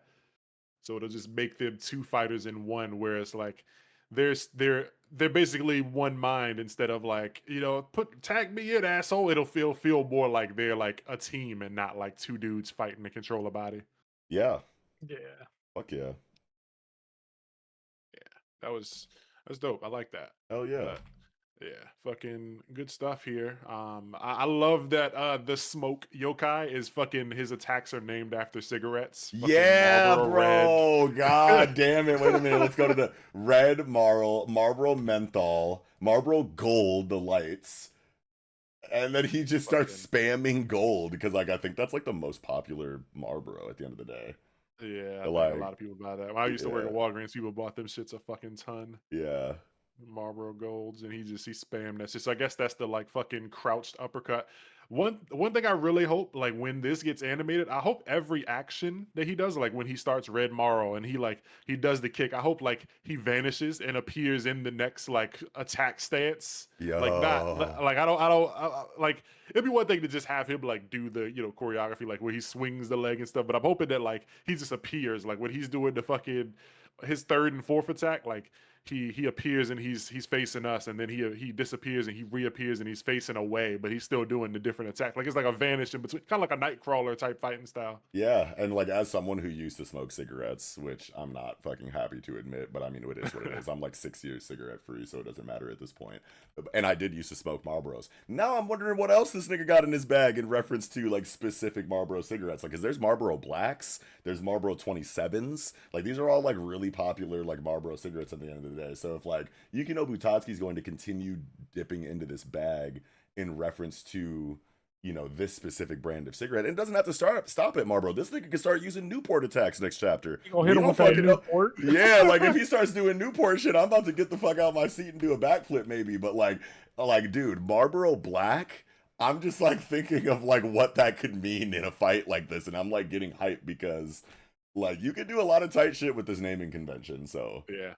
I do like I was because I remember he said something last chapter, so I went and looked, and he just said Seta. So I don't know, like that's not a cigarette, but like I don't know. Where's that?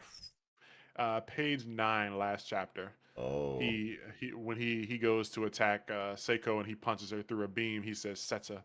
Setta. So I'm thinking that's just like the name of another attack, or maybe that's like a Japanese cigarette that I don't fucking know. Wait a minute, let's Google it. Cigarette Seta. Wait. Oh, 7 stars cigarette. Okay, so wait a minute. It's not just Marlboros? Because Wikipedia is showing me that 7 stars a cigarette is a Japanese tobacco produced by Japan Tobacco. 7 star cigarettes include Seta and Sesta. It says Seta? Yeah. The word is included? Yes. Okay, so maybe he's using, cigarettes from around the world, different cigarette brands and stuff. Yeah, so okay. Because at first I was like, that doesn't really match the like combat. The motif, yeah. Yeah. Wait a minute. But I guess it does. So we might see Newport attacks, bro. Yeah, finna get Newport. Finna get Black and Bounds, yo. I need to see some camel moves too, bro. Yeah. Bro, yeah, this guy is. Hit him with that Camel Crush. He's got potential, and they're like, his name is Red Baron. I don't think that's a cigarette. That's a pizza. That's brand. a pizza. Wait, hold on. Let's not be too sure. Red Baron cigarette. Cigarette. It's a thing. Wait, is it? Wait. Oh yeah, Red Baron. Yeah. Shit. Old. It's the name of like a fighter pilot. Did he have some kind of connection to cigarette? Let me see. Yo, wait a minute. This is a real rabbit hole right now. Yeah, what's happening? Baron cigarette history. Baron cigarettes were first manufactured in the U.S. by American Tobacco Company in 1964. Taken off the market, they were reintroduced this time by Lori Lard in 1970. I see a pack. It's red. There's a red pack of cigarettes, and it says Baron on it. So like, yeah. Okay, okay. Let's go. This is such a funny motif to use. Like, I don't know why I'm so excited about this. It's cool because he's like a smoke yokai too. It's like I never would think like a character that's like based on smoke would have like cigarette thing. I would. Oh God, I feel like this is unprecedented. In like Smoker. Like he doesn't like name. I don't think Smoker had any kind of like. It's just like cloud of death or some shit. Like it's usually like a smoke themed character is usually just like throwing out moves. I don't think that they normally name them, and if they do, it's just like dust fog or some shit. God, it reminds me of fucking Dragon Ball Z Budokai. You guys remember that?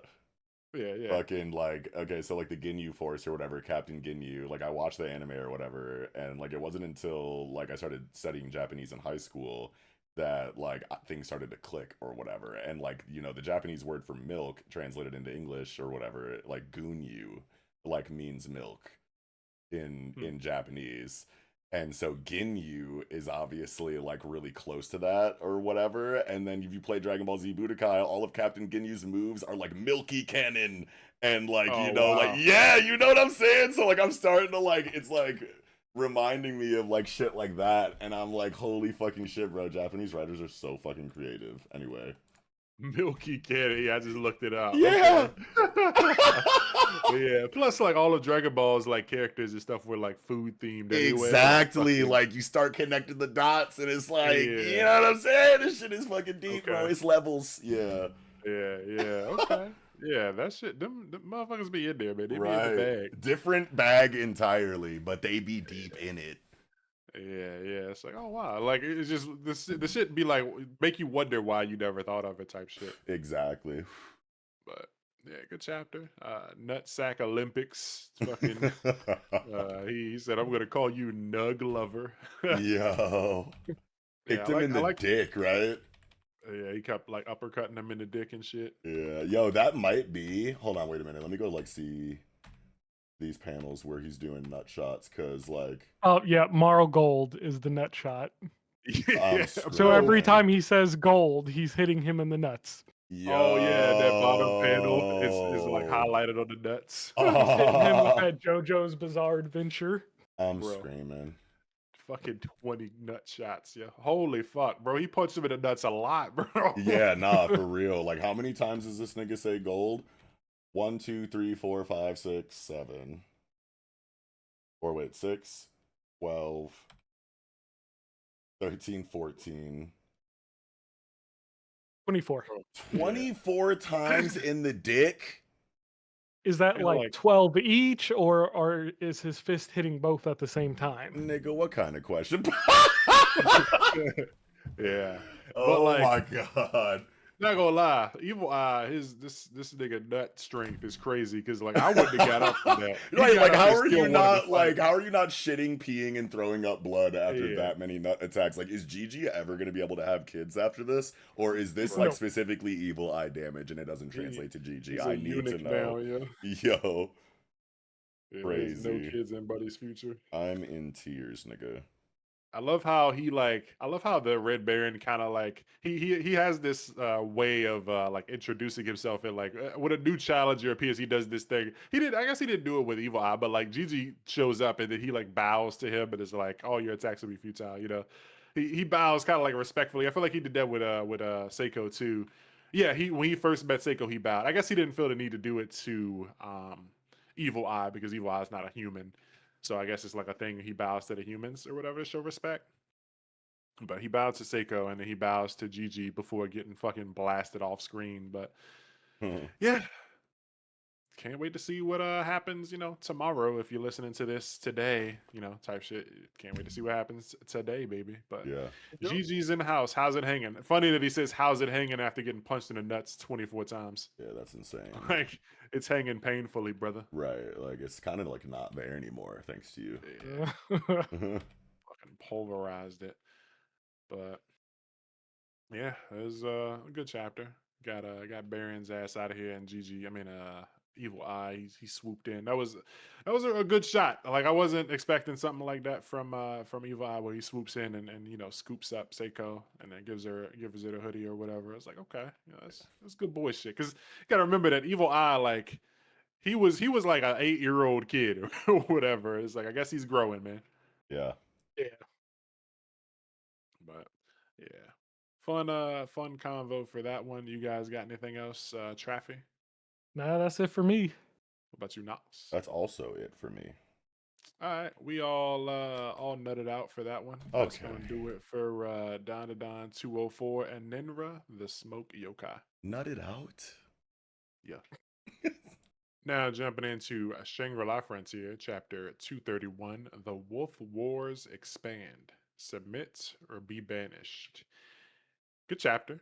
Guess Yeah. we'll start off with this here color page. So good. That boy Kazo looking clean. I Yeah. love this fit. Color page is dope.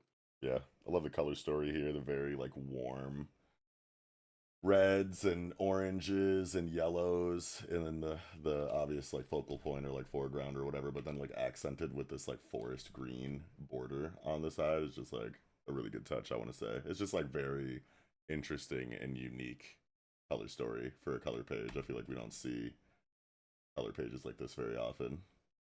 This is also like a costume change. Like it's not a big change, but I'm pretty sure Kazo wore something different like earlier in this like I don't know, like is it Chinese style? Like this collar part or Yeah, whatever? Like absolutely. But I'm pretty that's sure we Chinese. knew that Kazo got uh a garment upgrade of some kind in like the storytelling, like a chapter Yeah, or yeah. three ago. Yeah, Yeah, yeah. It's been a while. Just nice to see it in color, I guess. yeah, And yeah. I just didn't really think too much about it. Yeah, I just went and looked. The old costume that he had kind of looked more like it had like an Explorers League kind of feel to it. Like he looked like somebody who might, be fucking going down in some caves or some shit. I don't know. But Hmm. this looks cool. I like this. Yeah. Yeah.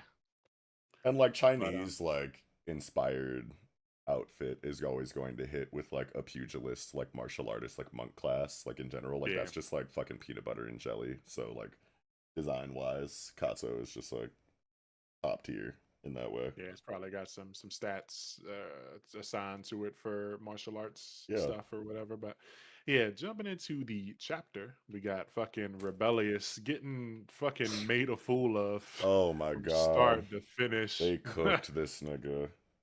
Yeah, what a fucking Nimrod, yo! Like the plan was to just make him crack and get him to just say like, well, fuck you guys, and then like they just like, well, shit, since you feel that way, what if we did leave the alliance?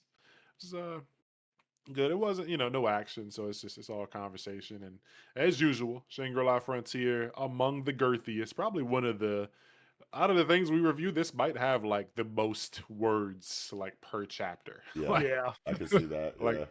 Shangri-La Frontier is a like fucking, if it normally takes you like 2 minutes to read a manga, this shit is like 7 minutes, like Yeah. Yeah.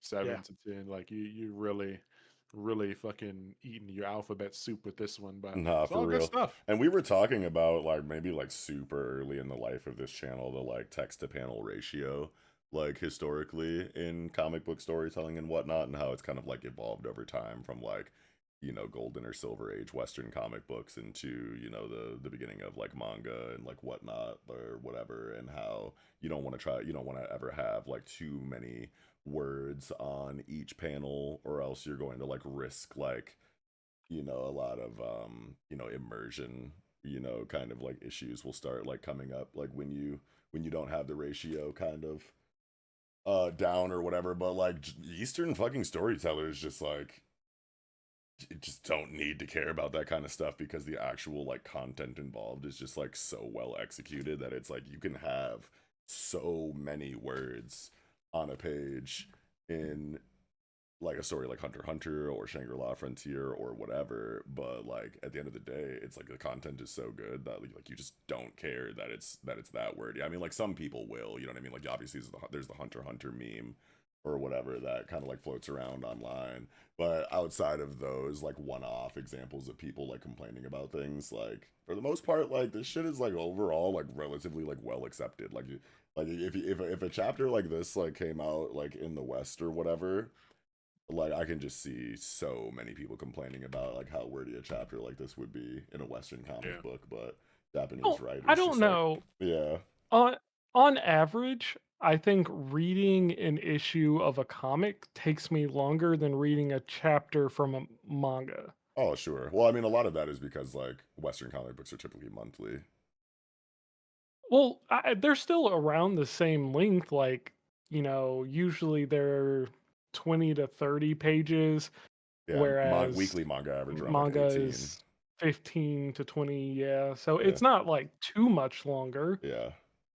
But like typically like Western comic book chapters, by and large, have a lot more words to them than Japanese ones. Yeah. Yeah. Yeah, like just in general, like at Me, base, you know what I mean? me So American, me no read, me bunga. yeah, type shit. Yeah. Anyway, Yeah, sorry.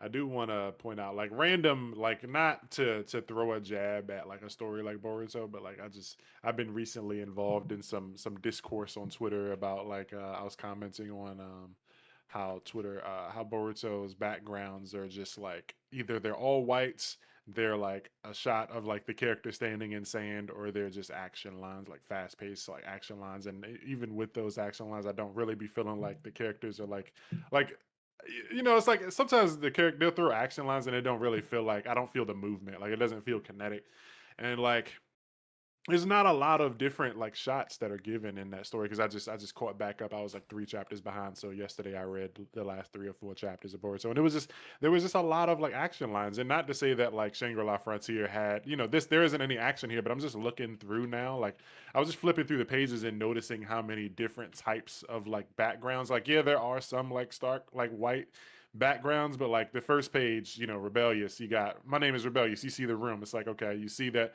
this angle of the room. The second page is a different angle of the room. I mean, a second panel, and then like it's white, and then it's white, and then the next page, you got another angle, but then like in that middle panel, it's like outside. You get to see like the environment with the fucking the narration over the building that they're in, and then you see rebellious, and then the next page is like there's this different panel with the dots, the polka dots or whatever, and then you got like the next page has like the fucking cacophonous symphony. Like there's different types of panels and things. Like there's all black panels. There's like black with fucking aura. There's polka dots. There's shots of the ceiling.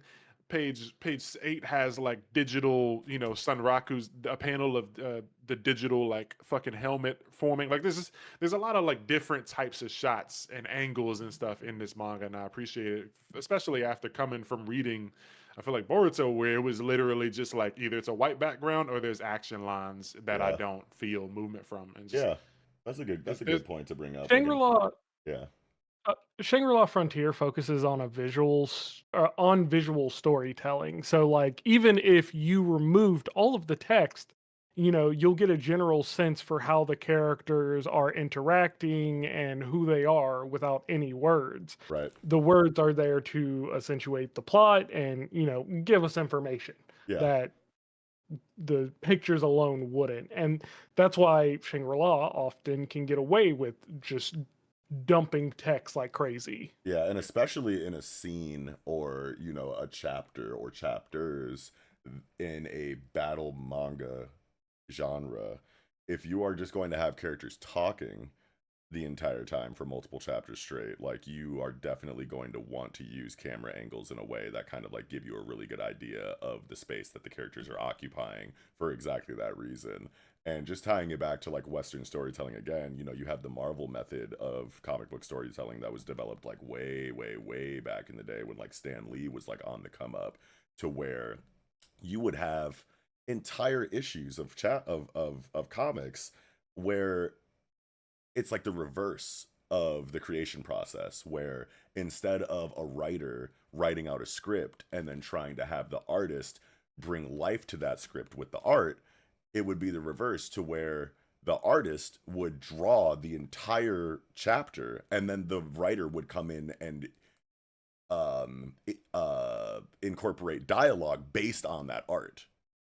You know what I mean? So like the Yeah. storytelling was equal in writer to artist in the way that they could like kind of like go back and forth, like okay, I'll write the script this time and then you draw based on my writing, and then next chapter we'll kind of like switch that and then you draw the entire chapter and I'll introduce writing based on the art that I see, like type shit, you know what I mean? So like this kind of stuff has been explored since the fucking like 40s or 50s or 60s or whatever, but like now that we're in the 2020s or whatever, like that kind of stuff is probably still being used and referenced and remembered among creators of today.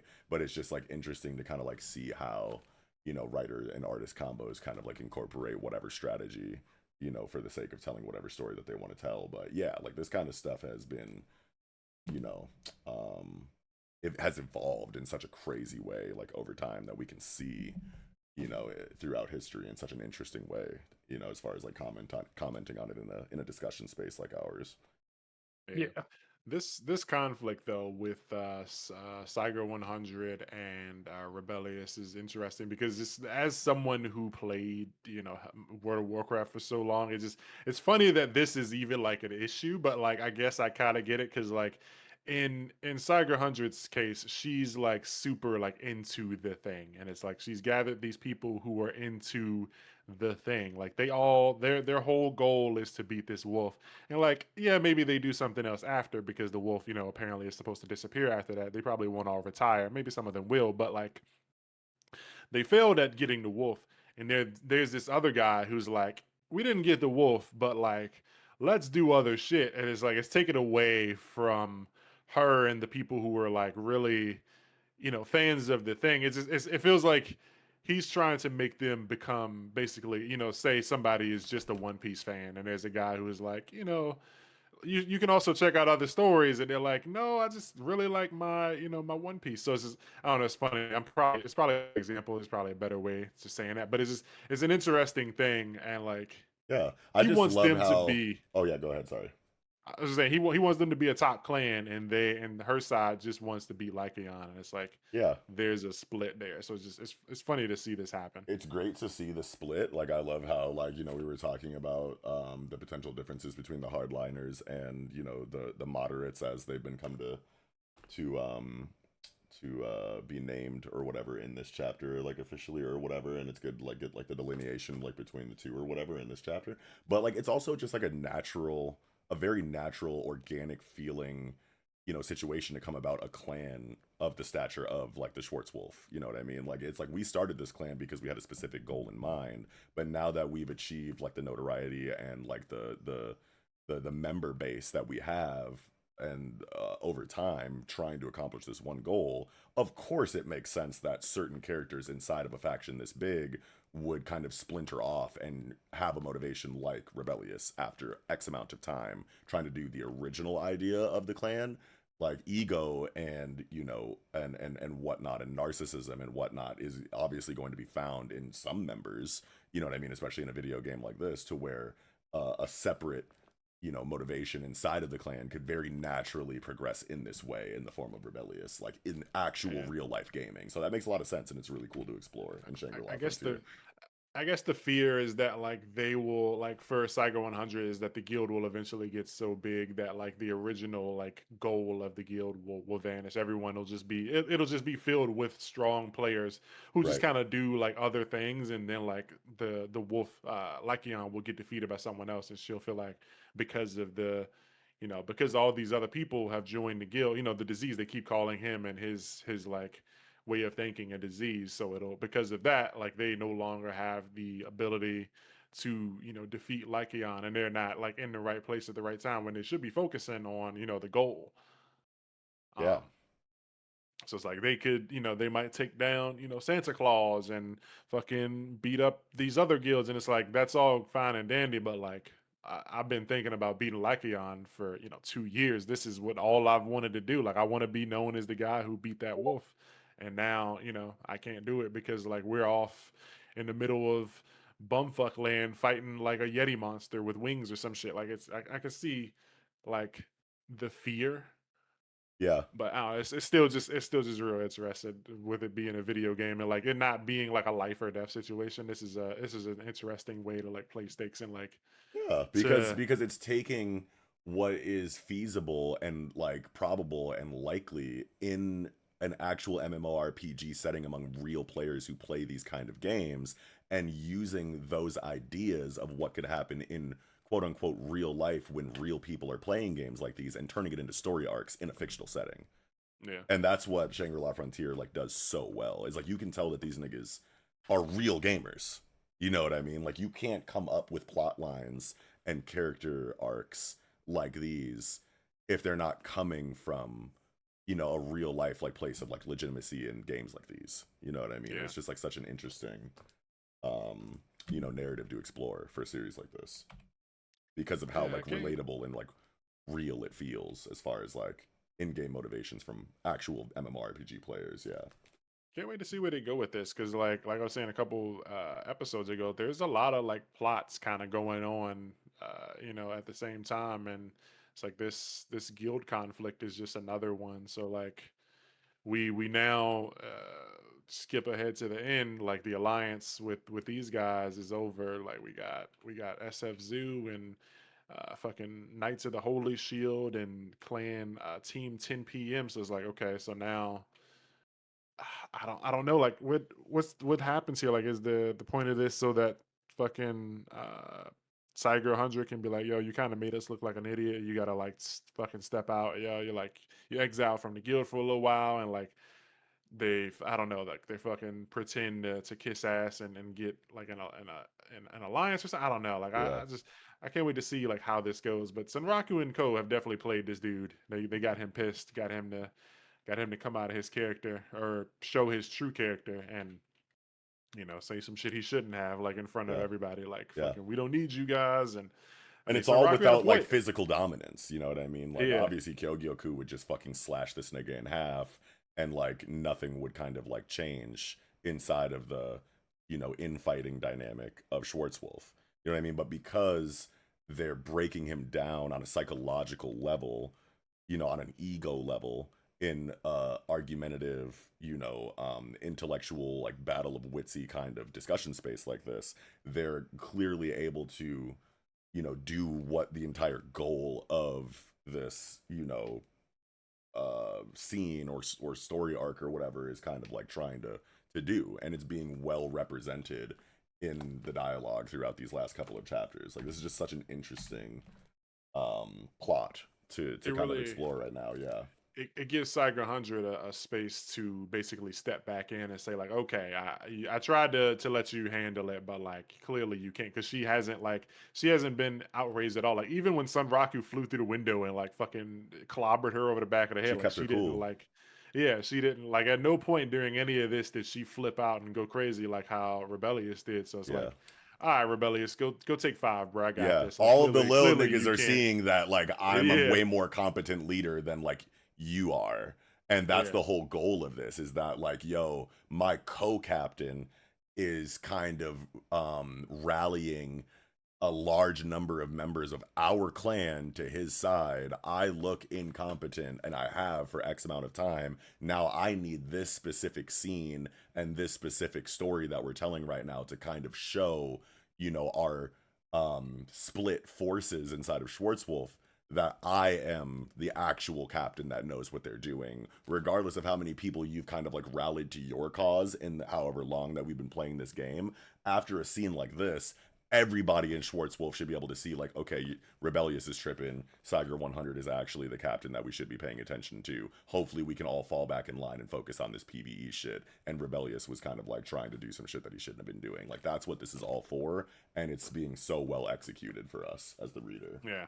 I Yeah. can see the next chapter opening with fucking Cyger 100 just like putting her hand on Rebellious' shoulder, being like, "You look crazy right now. I'm getting out of here." Yeah. Sunraku's Pentagon. We'll continue this conversation at a later day when there's no fucking idiots here. And it makes her look better. Like she's still in charge. Like she's still making the decisions, and she like tells them, if you want to go duel outside, go fucking do it. While she just fucking bounces and they do this thing. And, Yeah. fucking Cyger's faction of Schwartzwolf, does I guess join the alliance, and this splits the guild or something, or gets everyone from his side to like see that she's the better leader and join her, her Right. cause. Yeah. Like we'll take the wolf down, and then maybe they'll get some kind of compromise. Like maybe we won't like ignore the Lycaon threat, and like we'll deal with that, and then like if we still want to continue playing, we'll find some other goal, but like the goal is still Lycaon, baby. Yeah. Fuck yeah. Yeah, yeah, this is a good chapter. Like seeing these folks pull up SF Zoo and librarian chick, I forget, that's a guy, I forget his name. Oh, um right. but yeah, fucking PT teaming up with the overwork. library. Oh, 10, Yeah, that's 10 PT. p.m. Yeah, yeah, 10 p.m. I like the clan names, and then vet is like a veteran. I mean, a veterinarian for the zoo guild. Ah, I didn't even piece that together. That's tight. Yeah, and Animalia is like on some sort of training. He says, "I'm vet, the sub leader." So yeah, Animalia is out doing something. I can't remember if we saw Animalia like recently. I want to say maybe, but I don't know. Let me see. Was there anything else in this chapter? Yeah, I wonder what they are like really getting out of this. Like, because she's talking about Yeah, there I has to got be the something that these other guild leaders are kind of gaining from, because they can't just literally be here to kind of like bolster the position of Wolfgang and Schwarzwolf in order to kind of reduce or diminish, the status of Rebellious in the eyes of the rest of the Schwarzwolf members. Like these other niggas, these other clan leaders have to be getting something out of this too, and I wonder what that is. Yeah. And like I guess they probably were in communication with like Saiger 100 too. Like she probably told them like, yeah, this I got like, they're probably in like a guild leaders chat with each other where it's a Right. bunch of like clan leaders and she's like, yeah, I got this like dude under me, my, lieutenant officer. He's getting more influence, but like he's kind of a pain in the ass. So like, I got this plan. You guys show up or whatever at this, set time and we're gonna form another alliance, but I want you guys to act like you're forming an alliance against my guild type shit. Right. Yeah. Um, yeah. Cool show up. Loving this what's her name? Josette from Shining Knights of the Holy Shield. She's looking Hey, good. what she got Hopefully we going see. on? Yeah, Where the fan art at? yeah, trying to have her shine my shield or whatever. Yo. My holy shield. Yeah. So trying to see more of her. And I mean, these characters look cool, but Yeah. I just don't know where we're going because so many things are happening. Like next chapter could be like we could be back with fucking Vash, fucking hammering away. Like it's been it's been like not to say it's been jumping all over the place, but we have been in several different places in the last like 20 or 30 chapters without it like feeling like we're in an arc. This is like Right. an in between arc, but it's been like 20 chapters. And Shangri-La's been running for so long and been doing such a good job of like establishing characters and like factions and areas of the world that the story takes place in, that like it doesn't matter what perspective that we get at any point in time, like it's going to be interesting and we're going to be happy to be there no matter which POV is selected from chapter to chapter. And that's just such a good feeling in any story. And I'm just like Yeah. happy that we're like 230 something chapters into Shangri-La Frontier and it's like achieved that state. You know what I mean? Because like not a lot of series can do this. You know what I Yeah, mean? I just So looked it up. The announcement for Katarnet being defeated was in 209, so it's been straight like 23 chapters or so, God 19 dang. whatever. So we've been like in there hasn't been major conflict, like we haven't been in a major battle. It's been kind of training. Sunraku got like the new gadgets, the new duds, and then we saw Kane Akitsu like fighting with the monsters at Vash's place. But there's been a lot of like these war room chats. So I'm guessing we're about to move into something big because it's been a lot of build up. Yeah. Yeah, it's been good stuff. I think I'm squeezed out for this one. You got anything else, Knox? No, I'm good, man. Great chapter. Okay. Yep. Traffy, you there? I think he stepped away. Hmm. All right. Yep. Traffy ain't got none either. He squeezed out. So that's gonna do it for Shangri-La Frontier. I'm flipping to the page because I can't remember. This is chapter 231. The Wolf Wars expand. Submit or be banished. Hey. Now jumping into Gachiakuta, chapter 145, Skadoosh. And it's a quick chapter, but it was a fun one nonetheless. The What are you 12. thinking? Yeah, was it 12 pages? Yeah, bro. Yeah, crazy. Yeah, yeah, Uh, yeah. What you thinking, Knox? Me. Oh, Yeah. yeah. I don't know. I had a lot of ideas of like what these twins, could be like now that they're like outside of Maimo's control or whatever. And like this is such a like shonen battle like manga like approach to like showing the real personalities of characters that are like introduced a certain way, but then you find out who they really are and it's like comedic because like they're funny as hell together. Like Yeah. they're like built up as like this huge threat that's like an overwhelming like power like inside of the concept of cleaners and just like jinky or vital instrument users in general, and to kind of like meet that expectation that was set up in the last chapter with comedy is just like a very shonen thing to do. So I like it though. Like I love them. I hope that we get like a future spotlight on them in the future, because like as silly as they kind of like are shown to be, like now that they're themselves again, when they lock in and like actually start like attacking Maimo or whatever together again, like the none of the aura or hype goes away. Like especially with the art on this double page spread on 6, like holy shit, what a drawing or Yeah. whatever throughout this double page spread. Like they're still so tight, but like holy fucking shit, was it just like kind of like jarring and funny to see, their This personalities outside of the mind control. this fucking perspective shot, like Rudo, like under Rudo when he's standing under them, like Yeah. it, bro. These things are fucking massive, Yeah. like actual mechs. Great sense of Like scale there, yeah. this is insane, bro. Like like you're looking up and he can't even see the head. It's so tall, like it's way up there. Like Right. this is crazy. And all he can say is skadoosh. Yeah. Skadoosh. Yeah, these guys are fucking funny, and Kung Fu Panda they're like, reference. yeah, Mhm. they're super like silly. I want to know, like, I guess they're annoying, but like they're super like, I guess most people are probably annoyed by them, but since they're like super strong, it's You can't say shit. Who gonna check them? Exactly. yeah. But they're also like, I guess they're not beat. Like I feel like putting them in a team and calling them Team Danger, I would assume that these guys would be assholes, but like they don't Exactly. seem to be assholes.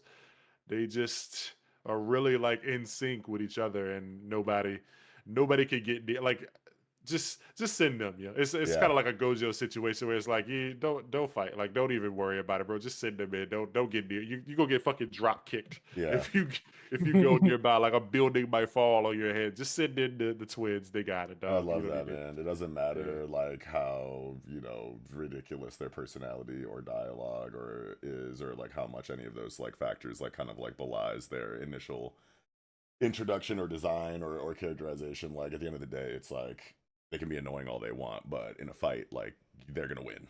So like what Yeah. can you fucking do? Like you just have to let them cook or get the fuck out the way. And I love that. Yeah.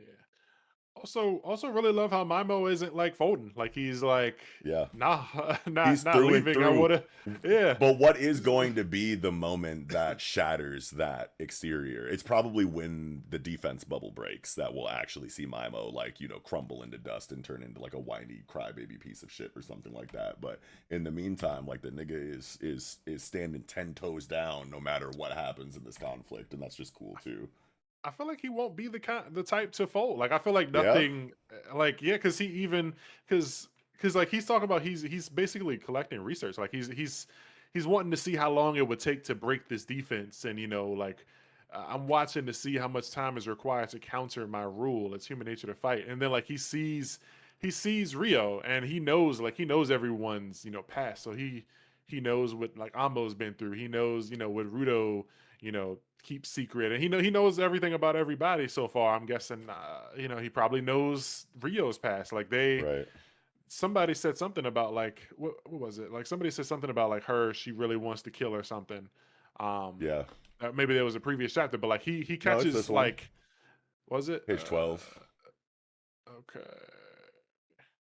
I think there was something else. Yeah, they've talked about this like multiple times throughout this fight on how Rio like feels like a wild animal, like predator, like trying to figure out how to create the moment that she can use to destroy them or hunt them or whatever, what have you. But yeah, but like now she's got like this look, and like he's still pretty, he's like, Felix, time to test, how tough your barrier is, but he doesn't seem like he's shaking. There's no like dots in there. It's not like, Felix, what are we he's doing, still, man? yeah, Felix, you sure your shield can hold up? He's not like nervous or wavering or anything. He still feels confident, and like even Felix at first was kind of like, boss, we probably should get out of here, but Yeah, we now might have he's fucked got up. this, Yeah. yeah, but he's got this like newfound, confidence, and he's like, I'll smash her fangs. But like this look that Rio has in her eyes, like this is like you said, the eyes of a beast. Think about how to break open a tortoise. She looks like she's ready to kill, and she will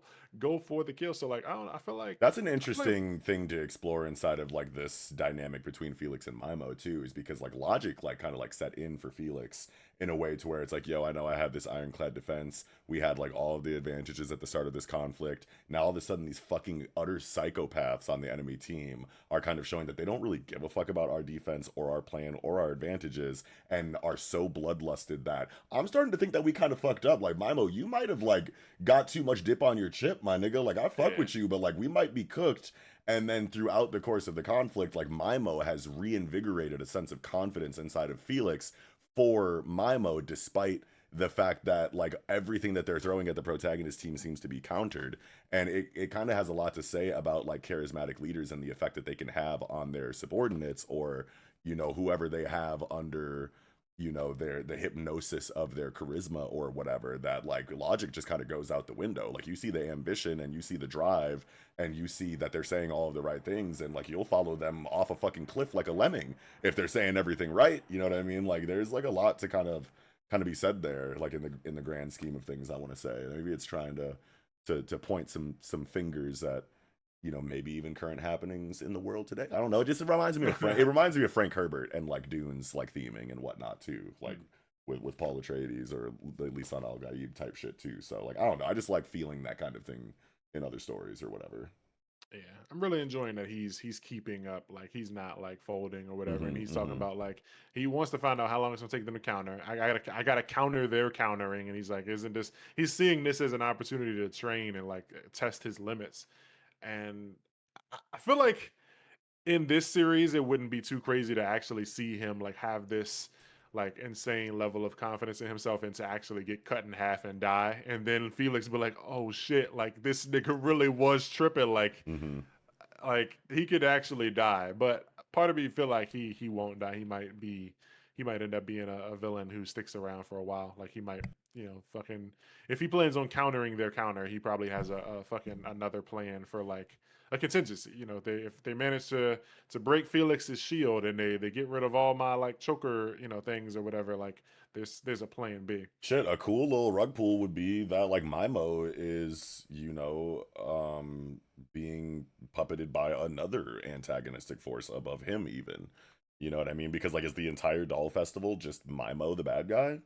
I don't know. There's like kind of a lot of buildup for the doll festival for it to kind of just be Mimo, right? Yeah. Or what if this isn't even really him? Like this is just a puppet, and the real Mimo is like somewhere else. Yeah, like there could be a completely different string puller that's like introduced like after the defeat of Mimo, or I mean, I guess there is also Tamsi, like kind of like in the background as like a looming threat for this arc because like he was setting up some shit before we went into this, so like we know that like the Tamsi situation has to be introduced at some point. But I mean, shit, on the topic of string pullers, fucking Tamsi be using strings, you know what I'm saying? Yeah. So like maybe Mimo is a fucking secret, you know, Tamsi subordinate, and maybe even unbeknownst to Mimo, who fucking knows, you know what I mean? Like I feel like there's a lot of room for there to just be a bigger issue than Mimo introduced after this, and whatever, one way or another, whatever way that manifests is, you know, obviously up to Keirana to kind of like deliver to us. But like I feel like like there's like just so much more to this arc than Mimo antagonist. I can't wait to see if Oh, that's for true sure. or not. Yeah. Yeah, I think so too. Because like we've been focusing on this conflict for the last like 7 chapters, but like Zonka's fam is still here, and you know, like that the chick that he went to school with, like she was also saying that she was on the way here. Remember, she found the flyer and was like trying to find Oh something to, you yeah. know, like she was trying to stimulate her hippocampus or whatever she said, Oh and fucking yeah, I remember that. fucking yeah, like that's still going on. And then like Zonka's brother's here, and then like they still got the Tamsi is somewhere, like you said. Like there's still a lot going on. Like, and he's saying Mimo is like the choker maker Gountis. I think that's the first we got their name, Gountis. I don't know how long I'll be able to use him. I needed to find a potential new tool. So I'm guessing he's looking at Amo. So I'm guessing he's thinking of a way to use Amo's. He says the cleaners are the givers that keep giving. So I'm guessing he's thinking of a way to use Amo's like power to manipulate people for his I'd own gain. assume I'd assume he'd have to put a collar on her, but what's to stop Rudo from just snatching it off like he did the other two? True. Yeah, I don't know, man. Maybe he's got some other method, like or fucking plans the Stiller boots or something. I don't know. I don't know. Putting Yeah. them filthy boots on. You see the Ugh. motherfucking boots? Yeah. But nah, good chapter. Skadoosh. Even Rudo said Skadoosh at one point. This is gonna be a fun one to see in an anime. I haven't been keeping up. I just watched the first episode. I think we're on episode 3 or 4 now. I think they showed Semiyu in the anime now. Okay. So Yep. gotta go and catch up on that. I'll probably catch up on Yeah. some anime I'm this gonna go week. get my lotion ready. Oh wait, what other anime are you trying to read or watch? Nigga. No. Got you in 8K. No. Yeah, it's over with. Too But bad I'm the editor. No, I'm kidding. We leaving it in. that's that shit making it. Yeah. Keeping it on the floor, yeah. But no, Oh. this is a good chapter. It was a short one, so Hopefully next week, banger that makes up for it. We'll see what K Rana got. You had a poop break or something, Traffy. You got any words for this one? No, no, I was here for this whole one. Oh, okay, okay. Just a little quiet. Okay. I got you. Little silent lamb, baby. Okay. So yeah, I think that's gonna do it for me. You got anything else? I think I'm good, man. All right. Traffy, no words, right? Nope, nope, I'm All good. right.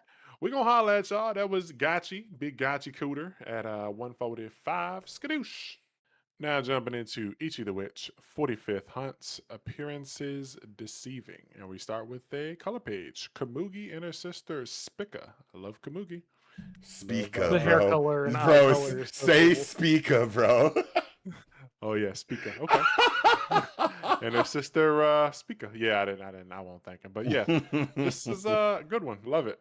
Green on green. Lots of green here. Good color page here. Yeah. I like Lots how of there's like a very subtle but still pretty noticeable if you focus on a difference in the shades of green in their Yeah. hair. Like Kamugi's is obviously like a deeper, truer like green, but like Spica's has like a little bit more of like a blue addition to it, like almost turquoise. like a turquoise. Yeah. She's even got a blue like bow on her hair. Mm-hmm. I can't wait to find out more about this iPad situation. Like what happened here. Yeah, how'd she lose her eye? Maybe she didn't lose her eye, and that's like a magic related thing, and she like takes that shit off and like does some magic shit with it, which would like, Pulls a Kimpachi. yeah, it's pretty cliche, but like it's just interesting to think about. Yeah, she's got a fucking Sharingan under there. Uh-oh. Yeah, but yeah, moving into the chapter, the usual, the girth of the chapter is it's some talking going on. We learn about Speaker, Captain Speaker, and she's leading everyone on to think that she's one way, but in her mind she's another way. Yeah, and we I were like talking this about like whether or not moment she would here. like suck or not, if that was like if it was like a subversion like setup, or whatever, and like maybe she was cool, and like the idea that it was kind of like trying to introduce in the last chapter that Spica might suck was just like potentially all in the head of Kamugi, because she was like insecure or self-conscious for like one reason or another, just like relative to the status of her sister in relation to herself or whatever. But no, she just sucks actually, and that's Yeah. fine. It's not like a problem or whatever, but it's just interesting to get like the confirmation. I'm sorry, Travi, what were you saying? Oh, I was just saying I like the world building in this chapter. Like it's small, but it gives more structure to the Mantinell Witches Association and the ranks and how it works and the different groups. It's we've seen little pieces here and there, but I like the additional information we have. Fuck yeah. We Yeah. got a fucking hierarchy diagram. I fucking love diagrams. Like, diagrams like these are just like so good for like power systems or world building or lore or whatever, what have you. And I just love how often they're used in this genre specifically.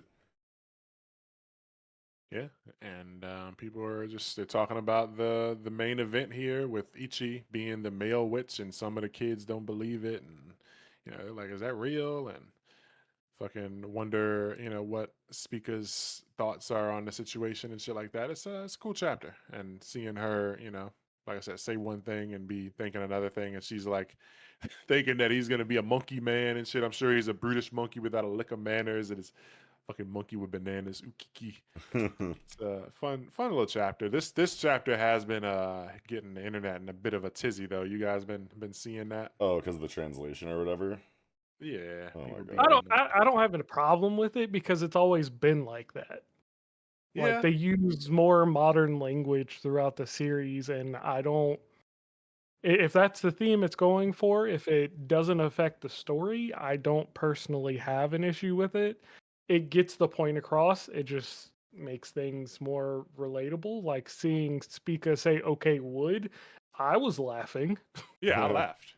And like Yeah. I was like, yeah, I really like that. And it's like I found they found like the original translation, and it says it's what she said is actually like some symbols, and it's like, which is a youth slang term meaning absolutely yes. So it's like Oh, she's it's still still in saying the keeping same with shit. it. Yeah. Yeah. It's just like, like Americans are not, we just don't say some things that they say. So it's like, yeah, that's the American version, and it like makes sense. And like the people did the same thing with when Discara said goat, and she said like when she was like the goat's here, but like in Japanese, she was like the greatest witch of all time. And it's like she said the same shit, but like, and it's like the funny thing is a lot of these people I've seen like comments and they're like, oh wow, I'm not reading this. And it's like, bro, the people complaining about this already weren't reading like the Right, manga. Like, right. okay, like bro, like we don't care.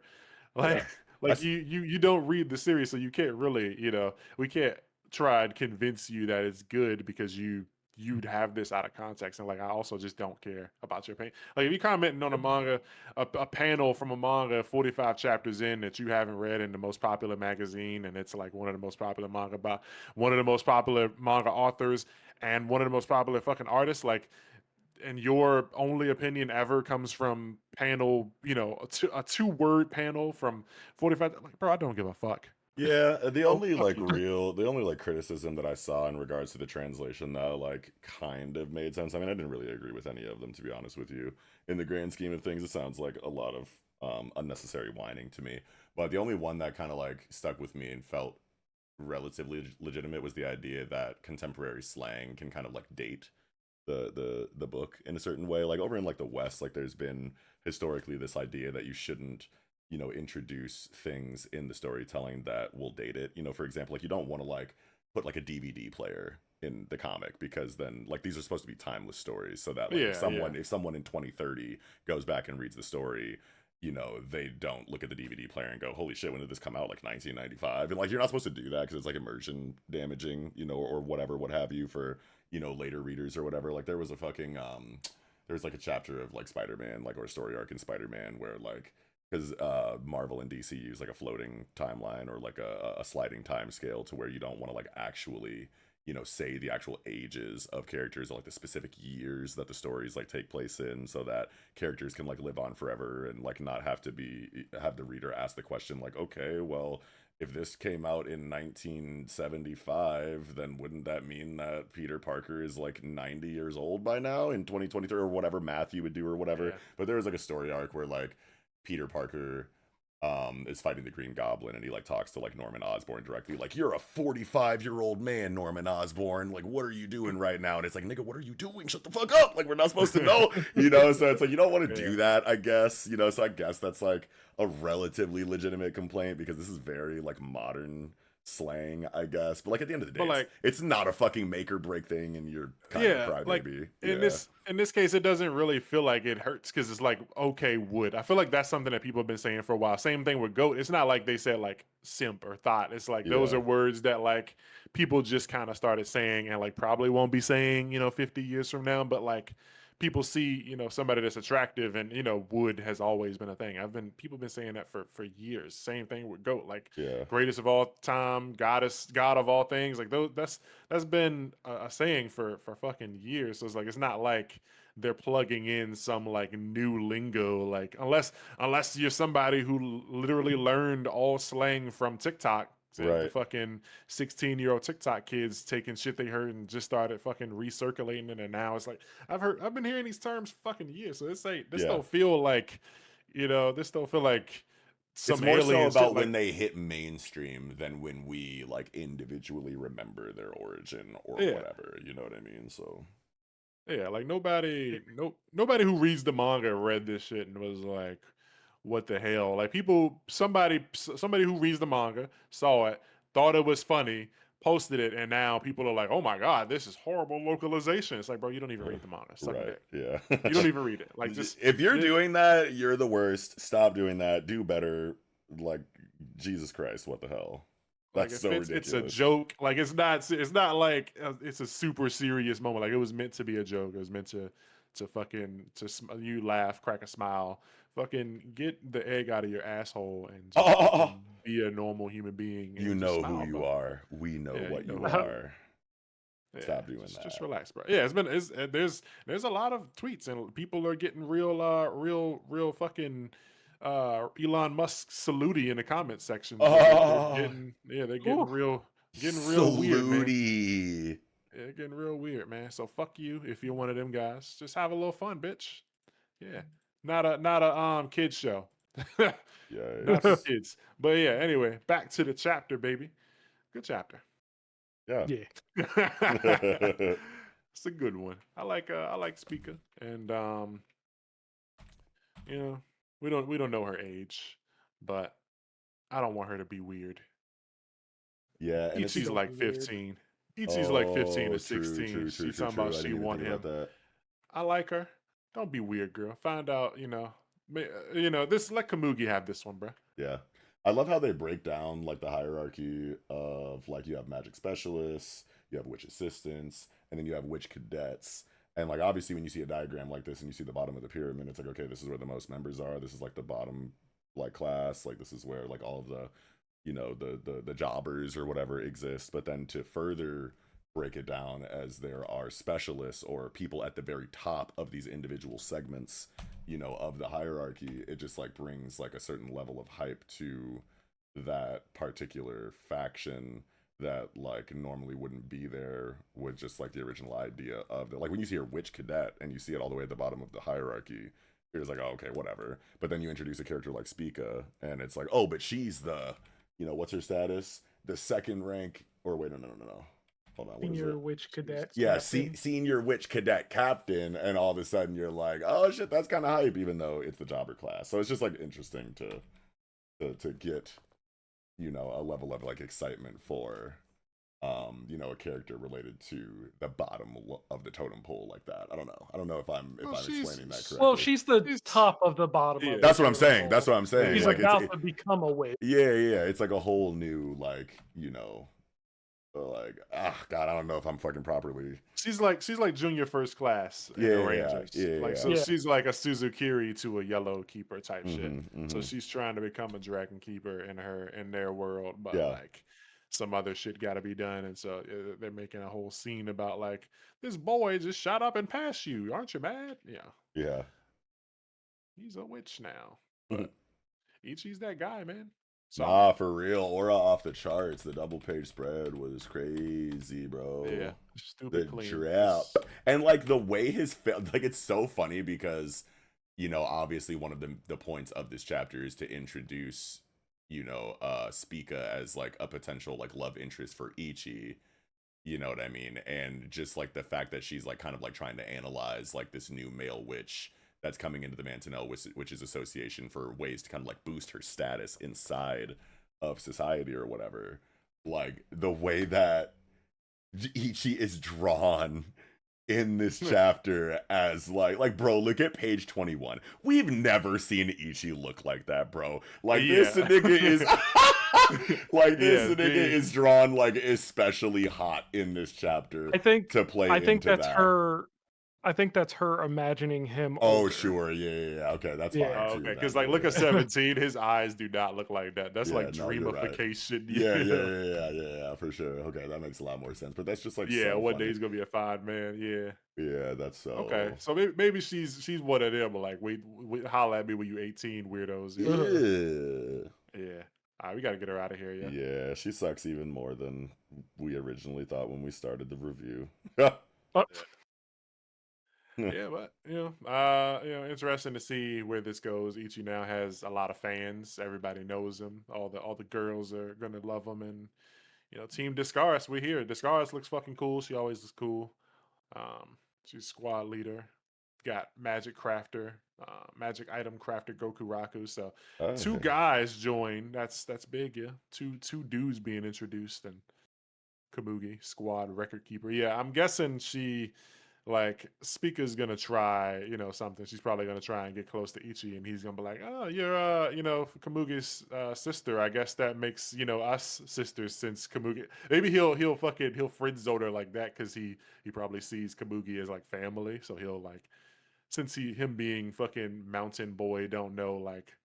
How these people actually think, he won't like be thinking about anything like marriage or any kind of like relationship like that. So he'll be like, "Oh yeah, that makes you like my big sister," and that'll kind of like crush her. Like the glass will shatter. He called me big sister. Now we could never get married, type shit. Oh yeah, I could see that. It's just like asexual, like Luffy. Yeah. No matter how many hoes throw themselves at him, he's just like, I'm trying to be the pirate king. My nigga, back up.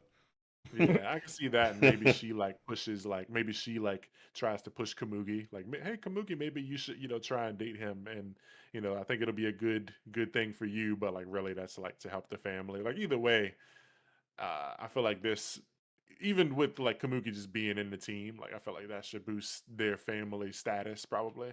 Yeah. Yeah. But yeah, good stuff. Good stuff here. Very Comedy good. chapter. Yeah. Just found myself cracking a couple smiles, getting a little giggle. Hey, Yeah. Was- Ichi too clean, man. very clean. He got that shit on this chapter for sure. He always got that shit on. True. I feel like next chapter he might just be like, you know what, fuck this. This like thing itch. He just throws it off and he just like ruins everyone's like Uh, This the shit way they itchy as view him. hell. Yeah, he's like, yeah. bro, can I get like, yeah, they told me there was gonna be snacks here. Like, what? I'm Mm. Ichi Can I the go? Witch, not Itchy the Witch. Yeah, No, I'm kidding. it's like, can I go hunt something now? They're like, bro, what's up with this fucking feral monkey man? Like, he goes and ends up being the thing that she thought he was. Because I mean, that is Ichi. He is the feral fucking monkey. The monkening. But yeah, good stuff. Good stuff. You got anything else for this one, Traff? Nah, I'm good. Nice. Gucci. All right, we gonna go ahead and pack this one up. That was Ichi the Witch, chapter 45, 45th Hunt, Appearances Deceiving. Now jumping into Otter or Odor of the Flame, Heroic Saga, chapter 13. Yeah, baby. So big otter stuff. How you feeling, Knox? Um, man, I don't know. I like this chapter. I like this chapter a lot. Same. Yeah. Okay. I think like the standing like the thing about this chapter that stands out is Cerul's character in relation to the grand scheme of his faction's motivations. He's clearly a very honorable warrior who cares about a lot more than just like, his own selfish desire to be the strongest or, advance his own personal goals or even, the greater goals of the nigga that he reports to, the like Ice King, Emir, or whoever the fuck it is. Um, yeah, and it just comes down to like, hey man, you beat me, and that's like, not a small feat, and it's a big deal to me. And like, I got people on my team that are saying like, destroy you at all costs, and like, make away with the bag, and like, throw your honor and whatnot to the wayside, and lie and do whatever you need to do to accomplish your goals. And I'm just not like that. You know what I mean? Like, I might have done a lot of things under, this king's that I report to's rule, but at the end of the day, it's like you bested me in one-on-one combat, and that's a big deal. And like, I care about legacy, and I care about these heroic sagas where people's names are written in these books, and everyone remembers them. Like, this is how we as mortal beings become immortal, and I kind of like always wanted that for myself. So I'm gonna like do the right thing here, or what it feels right to me, and help you guys out in this moment. And it makes all the sense in the world, and it feels really good, and it just feels unorthodox inside of antagonist factions, Yeah. historically. You know what I mean? And I just think it's really cool. Yeah. He definitely went from, I wouldn't really consider him a jobber, but from like just another antagonist that we've already seen to a character that stands out more. And I know that we've talked about him before and we made that complaint that he just felt like just a villain, but in his final moments they were able to make it shine on who he is as a character, and it worked out really well. Yeah. Yeah. I mean, I I think just it's love both. characters like these, like in general. Like, it's not the first time we've seen an antagonist like this. It's not gonna the last time we're gonna see one like this. But whenever someone like this shows up in a story, I'm just like, hell yeah, man! Shout out to you. You're great. Yeah. You're gonna do it every time This for me. this final sacrifice was definitely good. I Yeah. just, personally wish that we would have gotten a little more time with him. Hmm. Like the arc could have used a little more, meat and potatoes. But it is what it is. We'll see where it goes next. I do feel weird about Sixton's whole thing. Like I get that he's, the hero, but like the like page 2 and 3 when he goes, palm mode, and then like we see him cock back, and then like the next page, I'm like, what the fuck happened? Like, did he like punch it? Like, did he palm it into the wall? And Yeah, the like, perspective's really weird on that page, isn't it? yeah, 'cause it's like behind him now, but like I thought it was coming towards him. So I was like, did he like kind of beach ball it into the wall, and this wall isn't actually like behind him. It's just showing that like Yeah, he's actually facing it, but like it's showing us because they can't also show for us the sake of the hand and optics. Yeah, yeah. I But see like exactly what you're saying. Yeah, is that what's yeah, happening here? I don't know. that's what I feel like. And then it's just like it's weird because like it's not we don't get like any kind of choreography. We get like palm mode never like I feel like this chapter introduces things that like were never mentioned like they're palm mode and then lunar halo palm full moon and like I don't actually know what the attack does and like I guess his hero name is like lunar halo because Colorio whatever her name is she calls him that too and then the guy at the end of the page is like Sir Lunar Halo so it's like okay so that's his his name. I feel like there's just like it was a better one of one of the better chapters, but it still feels like this is a chapter like this chapter itself is not bad, Hmm. but it would have hit more if I had more to chew on Right. Yeah, before it. the grand scheme of the arc. Yeah, like the the things that happened were cool. They were fine. Chick got away. Does the classic bad guy thing. I'm gonna blow up one bad guy and leave another bad guy who turned, he decided to not be so bad. So I'm gonna leave him to die with you idiots. And I'm gonna get up out of here and I'll see you later. And like Yeah, that's all very stuff we've seen James before. Bond villain. Yeah. Yeah, we've seen it before, and like nothing's wrong with it, but just we didn't get enough of like anything in my opinion. And I don't know. I want the story to continue. I don't know if it will, but the like I said, the last Streets are moment with saying this is on its way out, right? that's what people say. And then table of Spoilers, yeah. contents. Yeah, table of contents has it pretty low, but like that doesn't always mean, cancel. But I don't know. I'm really hoping that this next arc, where we're going next, the king, Hugin, whatever, the wise servants of the king, has come for something. Speed up our plans. Usually, speed up our plans means like wrapping this shit up, but like, I don't know. I hope we enter like a town and like this shit kind of like I don't want to say slows down, but does the thing that I was talking about earlier with Centuria, where it's like, give me a fucking town and some people to care about, and like, let's solve a local problem, but like, not do it immediately. Because I felt like that kind of happened here, but like, we popped up in the town and we were immediately in the mine, and like, the next chapter, I don't know, it's just, I got like whiplash, like, my neck broke reading this. Yeah. We got here. We're immediately fighting the bad guy. We're saving the fucking Iron Spirit, and We're done. like yeah, fight happens for like a few chapters. Can't really tell what's happening for some of it, even though the art was usually pretty good. But then like the hero shows up, elbow drops the bad guy, fucking volleyball palms another bad guy who doesn't get to do shit, and then like she's out, and it's like I don't know, man. I don't know how I feel. On an art level, like the sequencing for the scene where Cerulde sacrifices himself is really well done. Like there's 11 panels without dialogue dedicated to his sacrifice and his send off. And like from when he, uses the freezing star technique until you see the effect of the explosion come out of the chimney.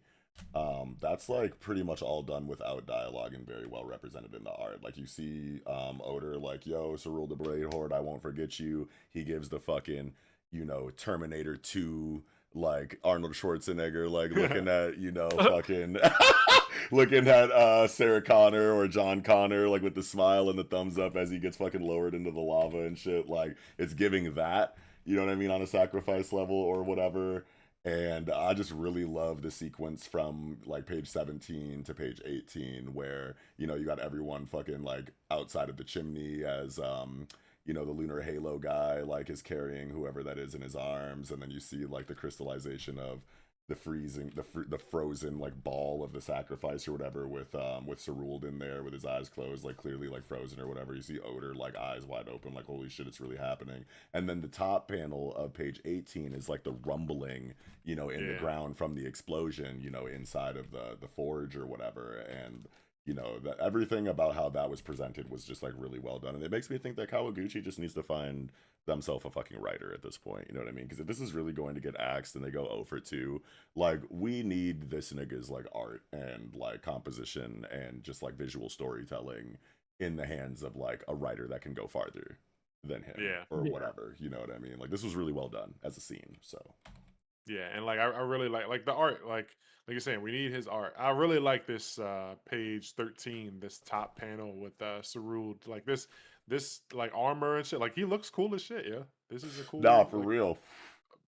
drawing of him. Yeah. He's got blood like shooting out of his chest or whatever. Like I don't even know it's what the cool fuck stuff. that is. Yeah, what the fuck is that? Yo. Yeah, bro hurting, but like his armor and shit looks cool. Like this looks fucking dope. And Yeah. the crystallization, freezing star, like all that shit, it looks good. Yeah. But yeah, the writing, it just if it don't lock in, I fear it's gonna be gone. But yeah, hopefully we see Kawaguchi again with a writer, man, because the dude got some penman. He Yeah, got definitely. some art on him. Okay. But yeah, I guess I don't know. We'll see. Hopefully, like I said, hopefully this next arc gives us something. We at chapter 13, so I think stuff don't get axed before 19. Usually they give them a couple volumes, and lately some things have been lasting more than 19. So maybe we get at least about 27 chapters or something. Oh, excuse me, hiccups. Hopefully by then, you know, get something to keep it in the running. If not, Katagami, I feel like is doing a lot of stuff that I wanted from Otter of the Flame. So people wondering, what might replace this if it does get axed. Keep an eye out for Katagami because I feel like we're interested in that. Hey, Yeah. That's pretty good. But yeah, I'm squeezed out. You got anything else, Knots? I'm Gucci. Big Traff? Yeah, I'm good.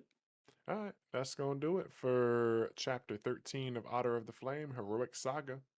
Now jumping into the final manga segment of the night, baby, is Big Bachi, Kagurabachi, chapter 89, Battle Chaos. And Traffy, let's let you take it away, baby. Well, first we got another color page. Pretty cool. Pretty cool. So Yeah, good. The fucking green. ESO with Hakari and the fucking what the fuck is the EI white purity style like attack called? Is that just it? I think so. Yeah, white. Yeah, I think that's all they've been saying. I had to go back and look, but I ain't doing that right Why do now. I feel like there's more than that? Anyway, just both of them, attacking at the same time with their special attacks is just like so good in this color page, especially with the fucking colors, man. The greens are so good here. I just noticed they both got the little like twinkle in their eye too. Oh shit, they totally do. Sorry, Traffy, I didn't mean to cut you off. Go Oh no, ahead. no, no. It's all Yeah. good. It's all good. It's all good. I just wanted to point that out, but throughout this chapter we get some development on what happened during Rokuhiro's assassination. Um and I saw a lot of people on Twitter saying we got our first Mexican in Kagurabachi. Yo, Oh, wait. What? the Where? dude, the How? dude, samurai dude, yeah. Oh, I see. Page 8. I mean, page 9. Yeah. It's giving. Yeah. I see it. Bro Bruh. look like a samurai version of who's the number one boxer in Ippo? Fuck. What's his name? Man, what the fuck is Ain't his it like name? Martinez? Man, hold on. Now I gotta do it because I don't want to like say some uh, random Mexican name and look like boxer a goofy. shit, man. Ricardo Martinez. Yeah. Okay. Yeah. So I was Nigga right. look just Ricardo like Martinez. bro with a sword. Hold on. Ricardo Martinez. Yeah, it's same nigga. Yeah. I'm screaming. With his hair is going up instead. But Japanese yeah, bro. artists only know how to draw Mexican niggas one way. Bruh, for real. But no, man, dude looks good. Like He's we so got, good. yeah, bro. Like we got two cool looking characters. Like the fucking people who are looking for the fucking man service are fucking eating this chapter. We Nah, for got real. fucking two cool. How have buff I dudes. never heard man service before? Are you serious? That's so fucking funny. Wait a minute. Yo, I sent a tweet out like last week because I fucking put together a fucking sink and hooked up the plumbing and shit, and I'm not a plumber, and I said hashtag only mans. Yo. My fucking Man manly service, OnlyFans. bro. Yeah. God, this dude, shit's- the internet is so funny. Everybody's so creative. Yeah, it's good stuff. Yeah. Man service. The people they're eating, but like, yeah, this was a banger chapter. It felt like a really long chapter. There was so many moments. Like it felt like so many things happening at once. Like we got we got the flashback. We learned about Ibuki Misaka, the fucking former Cloud Gouger user, and then like it's like, oh shit, fucking bad guy not actually there. Then we meet him, and it's got like this fucking 90s movie kind of introduction where it's like he's leaning over the counter at the smoke shop, and it feels like a movie, like Yeah. some shit you see in a film. And then he's fucking just mad cool and charismatic and charming. He winks at he like lights his cigarette, winks at him, a star pops out of his eye when he winks. And then like he blows a kiss at the old lady, and then we get to the end of the chapter, just doing the Greek weeb thing where you skip to the end of the chapter. He's we get to the end and we see dude's brother. We learned that they were like delinquents and like the toughest in the gang and all this other shit. And he's super cool. Like he's fucking top dog now. He's been had a long warm like this. The way he lights the cigarette with the fucking EI draw friction is so fucking tight, bro. Like Hokuzono just understands the cool factor like so well when it comes to stories like these. Like it's like so many years of like so many different authors trying to be cool are being like channeled into like all of the best examples of that over time into one series. Yeah, with Kagurabachi. He just gets it. Yeah, he really just gets it, dude. And like he's not, he's just the dude is just vibing. Like he lights the cigarette. Dude's shook. Like, did you just draw your katana? He's like, nah. Like shit, I don't know. Maybe anyway. Yeah. How'd you do it? Good question, man. I wonder how I did that. Right. Fuck it. I love this dude, yo. Yeah, he probably got all the hoes. Like he definitely nigga, my dick jumped a little bit when he lit that cigarette. Yeah, bro. Like he got me. Like what the fuck? Too many hoes. This nigga is a threat to mankind, bro. Too many hoes. Nah, God, they need to kill this nigga soon. Yeah, can't have my bitch looking. Yeah, exactly. Like my girlfriend reads this. Yeah, for real. My mom reads this, and my mom too. Nigga, what the fuck? Yeah, but no, like this dude's strong. Like normally, like. It's crazy because this guy is this strong, but he's also like a puppeteer. Normally, niggas that do like have abilities that send, clones or puppets or copies or whatever, they don't be strong. They be crippled niggas sitting in like a basement, Mechamaru like type beat. Yeah, Mechamaru. I say Inumaki. Yeah, Mechamaru. Yeah, I meant Mechamaru or like Pain, Nagato from fucking Naruto. Like these niggas, like normally when it's a nigga controlling a body or something, like they don't be that strong. Konkoro, he was a puppet user. Yeah, what's Buddy's name from Frieren who like did the entire exam from like the safety of his fucking crib like 3 continents away or some shit. Yeah, but like that nigga probably don't got hands like you know in close combat. You know what I'm saying? He didn't want it. Like what's the girl's name? The girl name who she can cut anything like if she thinks she can or whatever. I forget her name. Yeah, and he like didn't want it with her. Like I remember like she I think challenged him or was like, "What you want to fight?" And he was like, "Nah, I'm cool." Gucci on all like that. He and that version of himself, I don't even think was still his real body. Yeah, his clone said, "I don't want it with you." That's crazy. Yeah, dude is like puppet users are that like they're usually super like laid back or like sheltered or scared. It's just like my power allows me to do this thing, and if you get past that, I'm cooked. I'm done. I don't want to play no more. Like it's not fun no more. But this nigga lighting cigarettes the blink of an eye with his sword, and he's like the toughest, one of the baddest niggas in the league. Yeah, and we can talk about that a little bit more in a second. I just want to talk about how bogus it is that they showed this. Like on page 11, like it was 15 years after the war. He'd lost his fangs long ago. This nigga got a fucking King of the Hill beer gut. I'm like, nigga, if y'all don't stop playing with my man, like, bro, like y'all did him dirty. This was a Seitei war veteran, my nigga. Why you gotta show the love handles like that? Front row center. In the forefront of the fucking panel, like we didn't need to see all that. Anyway, as soon as they say Uraha's alive, though, he's like, "What?" Because like, and I love this aspect of his character to where he's like, "Do you know how aggravating it is to be praised for defeating a version of Misaka that like was literally like Hank Hill Boomhauer from fucking King of the Hill?" Like, I do not like why the fuck are these niggas hailing me as this goated swordsman?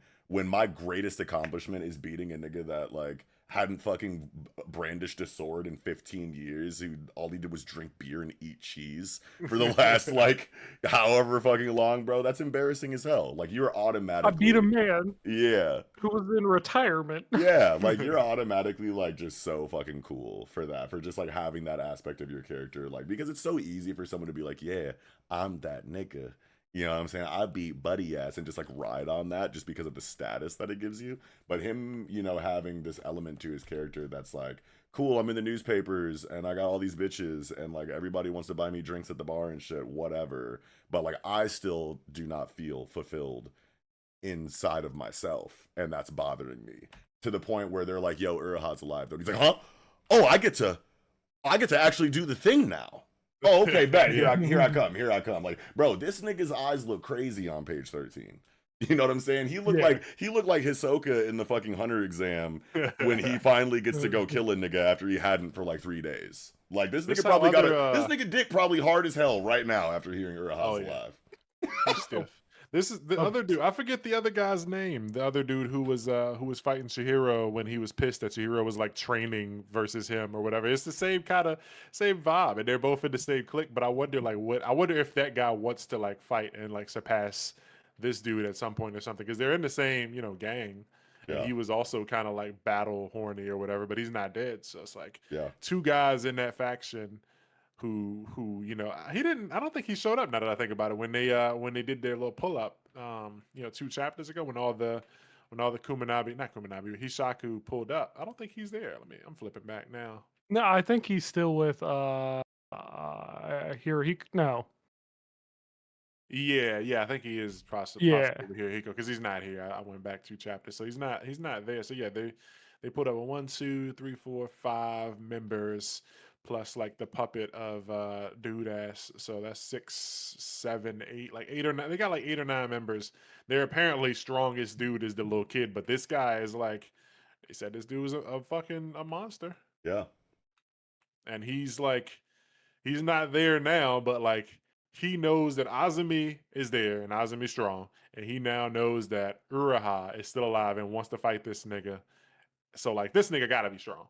Yeah, and I love how shortly, like, when the Hishaku, first kind of entered the elimination grounds of the Kamunabi, that fucking mustached samurai nigga got dispatched like off screen like immediately, and I was like, really? Like this is the Hishaku? I know it was meant to like kind of like hype up the Kamunabi member. What's his name? The one that we see in this chapter, Azumi. I know it was kind of like meant to like hype him up. Like holy shit! After all of that build up for the Hishaku, he fucking eliminated a member off screen without any kind of fight. Okay, this nigga is serious, and we need to pay attention to him, and this is really good for him, and it still is. But the way that they were able to come back around and be like, okay, so actually that was a puppet of the actual Hishaku member controlling it. It's like, okay, it doesn't really take anything away from Azumi because he'll still have his moment later. But like, that's just really cool the way that it was kind of like executed there. And then to then go back and say, okay, his puppet was the one that was there when Rokuhira was defeated. So now everyone that like remembers that scene of Rokuhira getting murdered and seeing that puppet there had questions like, who is this? Who is that? Who are these characters here? What can they do? Like, it just adds so much more to know, like, okay, he sent a fucking puppet to go do that, and we were waiting for that to be a character, and it actually wasn't. And, like, that's just, like, such a cool idea or whatever. And, like, it just, like, serves so many purposes at the same time that, like, play into the cool factor that we were kind of talking about at the start of the review. Like, it's just really creative and really well done in that way. I don't know if I'm properly articulating the thought there on it, but I actually forgot that. Like, I just went back to look. Yeah, like you said, 3 years ago, your sorcery assisted us while you defeated Misaka 101. So like, while he went to fight this retired nigga, his clone was assisting in the assassination of Rokuhira. Like this nigga isn't like, he doesn't have to sit in the crib and like channel energy. Like he can go do other shit. Yeah.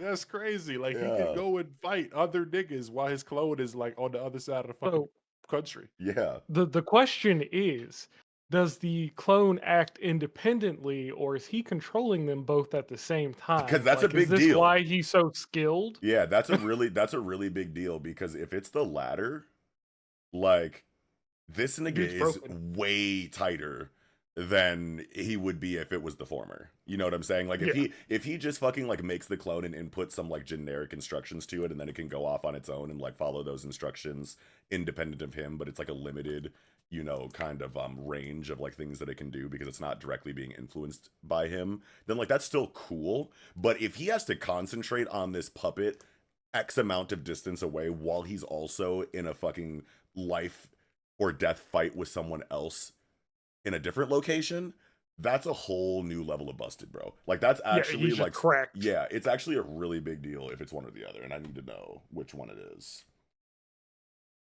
But yeah, I do wonder, like on the page when he's first introduced, like when they show when he's like, and then that page, and then the next page when he says this executioner is tough, can't handle it with puppets. He's got his like palms over his eyes, so I wonder if that's him just going like, this is like okay, this dude's tough or whatever. Like he's kind of like disappointed that his puppet lost. What or page he is that? Like 6 and 7? You can see he's got like his hands over his eyes, so it's like, is that how he sees through the puppet by covering one maybe. eye? Or well, he's got both of them covered. Oh, does he? Like, wait a minute. Like on the second panel of page 7, you can see his hands on both sides of his head. Oh, you're totally right, dude. Okay, so, So that it's would like- be that would be a cool caveat or whatever to the ability. Like if he wants to see through the eyes of one of his puppets, he has to remove his ability to see in his real body. Yeah, but That'd be that would cool. mean that he fought the other nigga like with his eyes closed. Yeah. Oh shit! Wait a minute. All right, man. Because like based on the conversation we just had on like exactly like what controlling this puppet means, like okay, if he's fighting niggas' eyes closed, yeah, you know where I'm going with this. Anyway, Yeah, it's like he was Wow. fat, he was fucking drunk, and I fought him with my eyes closed while y'all were able to do whatever. it's levels, Like, nigga. This is tight as fuck. Yeah, I'm really loving this guy, and like he's got, the Azumi is gonna want to kill him, obviously, and he wants to kill Uraha, so that's 2 potential fights for him. But now, the dude's brother, who he killed, is gonna want him. Like he probably doesn't know that he's coming, but Yeah. like, dude, he's got 3 potential fights on his ass now. Yeah. Because it honestly doesn't even really matter which Hishaku member that he runs into because he just has beef with the entire faction, obviously, because, they killed his fucking brother or whatever. But, like, he specifically wants to fight, this one. You know what I mean? So, like, regardless of which Hishaku member he runs into, there's going to be, like, a lot of, emotional attachment to those fights, regardless of who he runs into. But we really want to see him fight the one that killed his brother. And that's really cool. I love the introduction of fucking Natsuki, Misaka, or whatever, but like just seeing his introduction, and I understand that like you have to be succinct and you have to get a lot of like information out for the introduction of a character in a really short amount of time for multiple reasons in a story like this. But when I see the exposition on page 17, like in our hometown we were defeated, my big brother would smash the guy on the right and I destroyed the guy on the left, together we were unbeatable, etc., etc., we make a lot of comments, or at least I have, specifically on organic exposition delivery in series like this, and I couldn't help but wonder, like, okay, this is an internal monologue, like this is inside of the mind of Natsuki, you know what I mean? So it feels better that the exposition is being delivered from the mind of the character instead. Like if this exact same dialogue was being delivered from Natsuki to another character in the story for the sake of us, the reader, to get his backstory or whatever, it would feel a lot more awkward. So it feels way better that it's coming from the mind of the character as opposed to in like a dialogue, like conversation with someone else. But it still really feels inorganic as far as exactly how it's worded. But it kind of doesn't matter because it's presented so well, and Hokuzono is just like that good at introducing characters, and the cool factor is there, and we're kind of like used to whatever the fuck he does being tight as fuck. So I just think that it's cool that something that would normally be, in my opinion, a detriment or maybe even a flaw on a writing level in another story, like just kind of doesn't matter as a criticism in Kagurabachi at this point in its run. And that's just like really cool feeling for at least me to have in this specific circumstance. Because imagine yourself like right now thinking about your own backstory. Would you fucking word it like this in your own mind? Fuck no. You know what I mean? Like Yeah. I don't know. Like it wouldn't like you wouldn't use this verbiage. Like it wouldn't like be written like this in your mind's voice or whatever. But it doesn't matter because it's Kagurabachi and the shit is peak. Yeah, and I keep like trying to imagine like what song he's listening to and stuff. And this is, Yeah. I finally remembered. It's like the introductions in this chapter remind me of like Sakamoto Days character introductions, which Fuck I yeah. feel like they do really good job of like introducing characters and making them seem cool immediately off like the initial, moments or whatever. Yeah. Um, Like this dude's Kagurabachi feels fire. like a perfect blend of like Jujutsu Kaisen and Sakamoto Days, like in that way. Yeah. Yeah. I just noticed that like this guy, when he slashes these logs, but like both of his blades are on the left side, so it's not like he reaches over with one hand and he just reaches down with the other. But like at first I thought he had like a sword on each side, so it would like Right. make this cut easier. Yeah. But no, he's actually like reaching across and Yeah. then still He's managing to cut this. unsheathing, like both blades are on the left side of his hip. He's Yeah, unsheathing, attacking, and resheathing both on that same side of the hip. yeah, Cutting which and would cutting be harder logs than on either side of him. Yeah, so exactly. yeah, Yeah, it'd that's be just different raw. if like they were both on like if one was on the left, one was on the right, that he just reach across for both, but he's reaching, Yeah. it's weird. And But I it's made cool. a comment in the manga group chat that we have on Twitter or whatever because we were talking about Akira Kurosawa's fucking Rashomon Mm, in the chat earlier or whatever, and I made a connection between Zoro's two sword style attack Rashomon in One Piece and how it's a two sword attack that attacks the target and cuts it into 4 sections, representing or referencing the Kurosawa film Rashomon, which is a story about 4 different perspectives, like witnessing the exact same crime and like kind of telling the story about like which one is legitimate based on the testimony of like all 4 characters or whatever. And I think it's like cool that in this chapter after that conversation we get an example of a swordsman doing a very similar style of attack that cuts a certain target into 4 sections in the exact like a very similar way that Zoro kind of does. I wonder if Rashomon was on Hokuzono's mind when he drew this scene or whatever, but like that's just like really cool to me to see in Kagurabachi after talking about that in the group chat earlier. you mentioning that like makes this even more impressive to me because I didn't process it until right now that he cut each log into fours. Yeah, For some reason I saw this and was just like, yeah, he cut them in half. He cut them into four. into So that fours. makes the crossing over thing like this Yeah, double left. That's even more impressive because this he nigga's does that in nasty. fucking yeah. No, Yeah. dude's dirty. Yeah, Hmm. yeah, and he's doing it while like. He's got music blasting and weights on his wrists. Like this is crazy. Yeah. Yeah. Like just visually in the art, they're doing so much for this character's introduction, and it's obviously enhanced by the writing for his backstory leading into the final splash page for his like character name introduction or whatever. I've had a Yeah. long warm up, like that's just such a good way to like end the chapter. But like just visually, like art alone like did just as much for this character's introduction as the writing did. And Yeah. I just feel like that's just like so special. Like Hokuzono is like really doing a lot with Kagurabachi in so many ways. Yeah.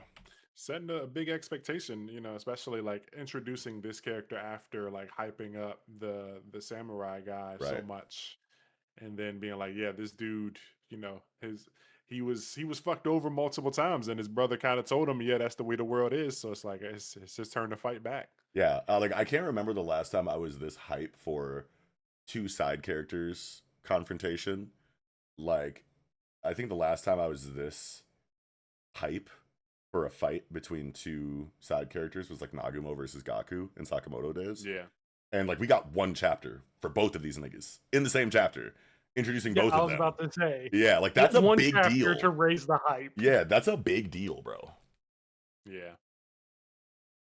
And like with him, he's kind of got that like jealousy or whatever because Uruha got chosen for the sword. It's like I can see Uruha finding this dude first and fighting him, and then what's his name, Natsuki being like, "Yo, Uruha, step the fuck, Yeah, get watch out, move your bro. ass, like, Yeah. like let me handle This this ain't your shit, fight, dog." my Like, nigga. Hold on. You yeah, remember my bro. Yeah, so back up. yeah, yeah. I can see it. He's setting up a lot with this one, man. This is a gas chapter. Yeah. It was a movie as usual. As usual, yeah.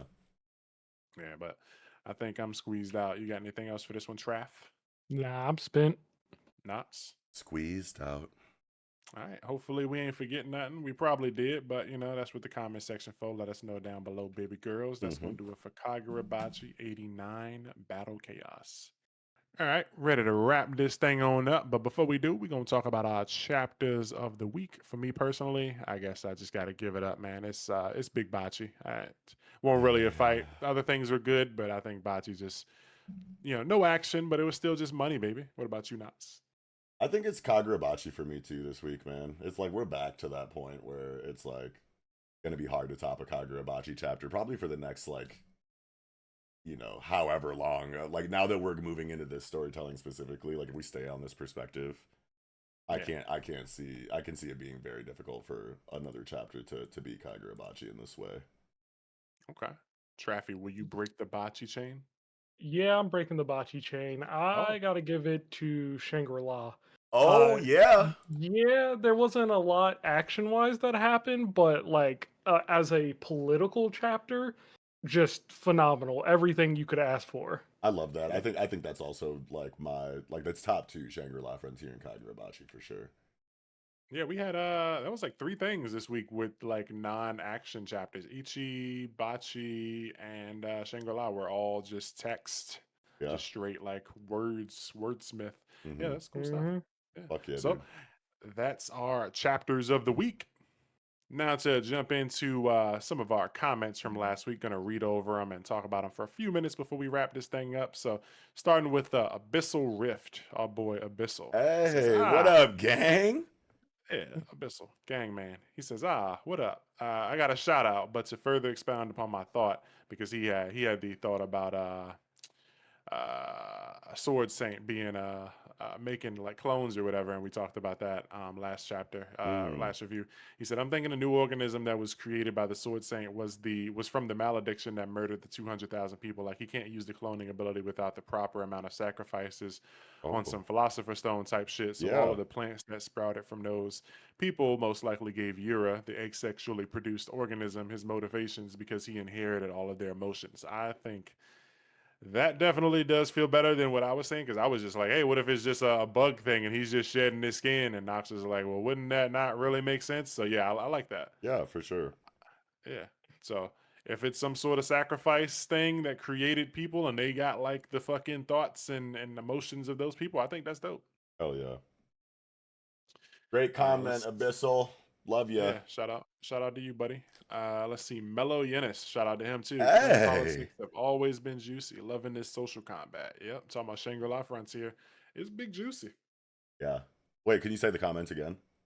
He says clan politics has always been so juicy. Loving this social combat. Hell yeah. Oh, yeah. Yeah, and that they took it a step further this week. So gonna get another chapter soon. So we'll see if they continue with that the fucking word battles. Let's see.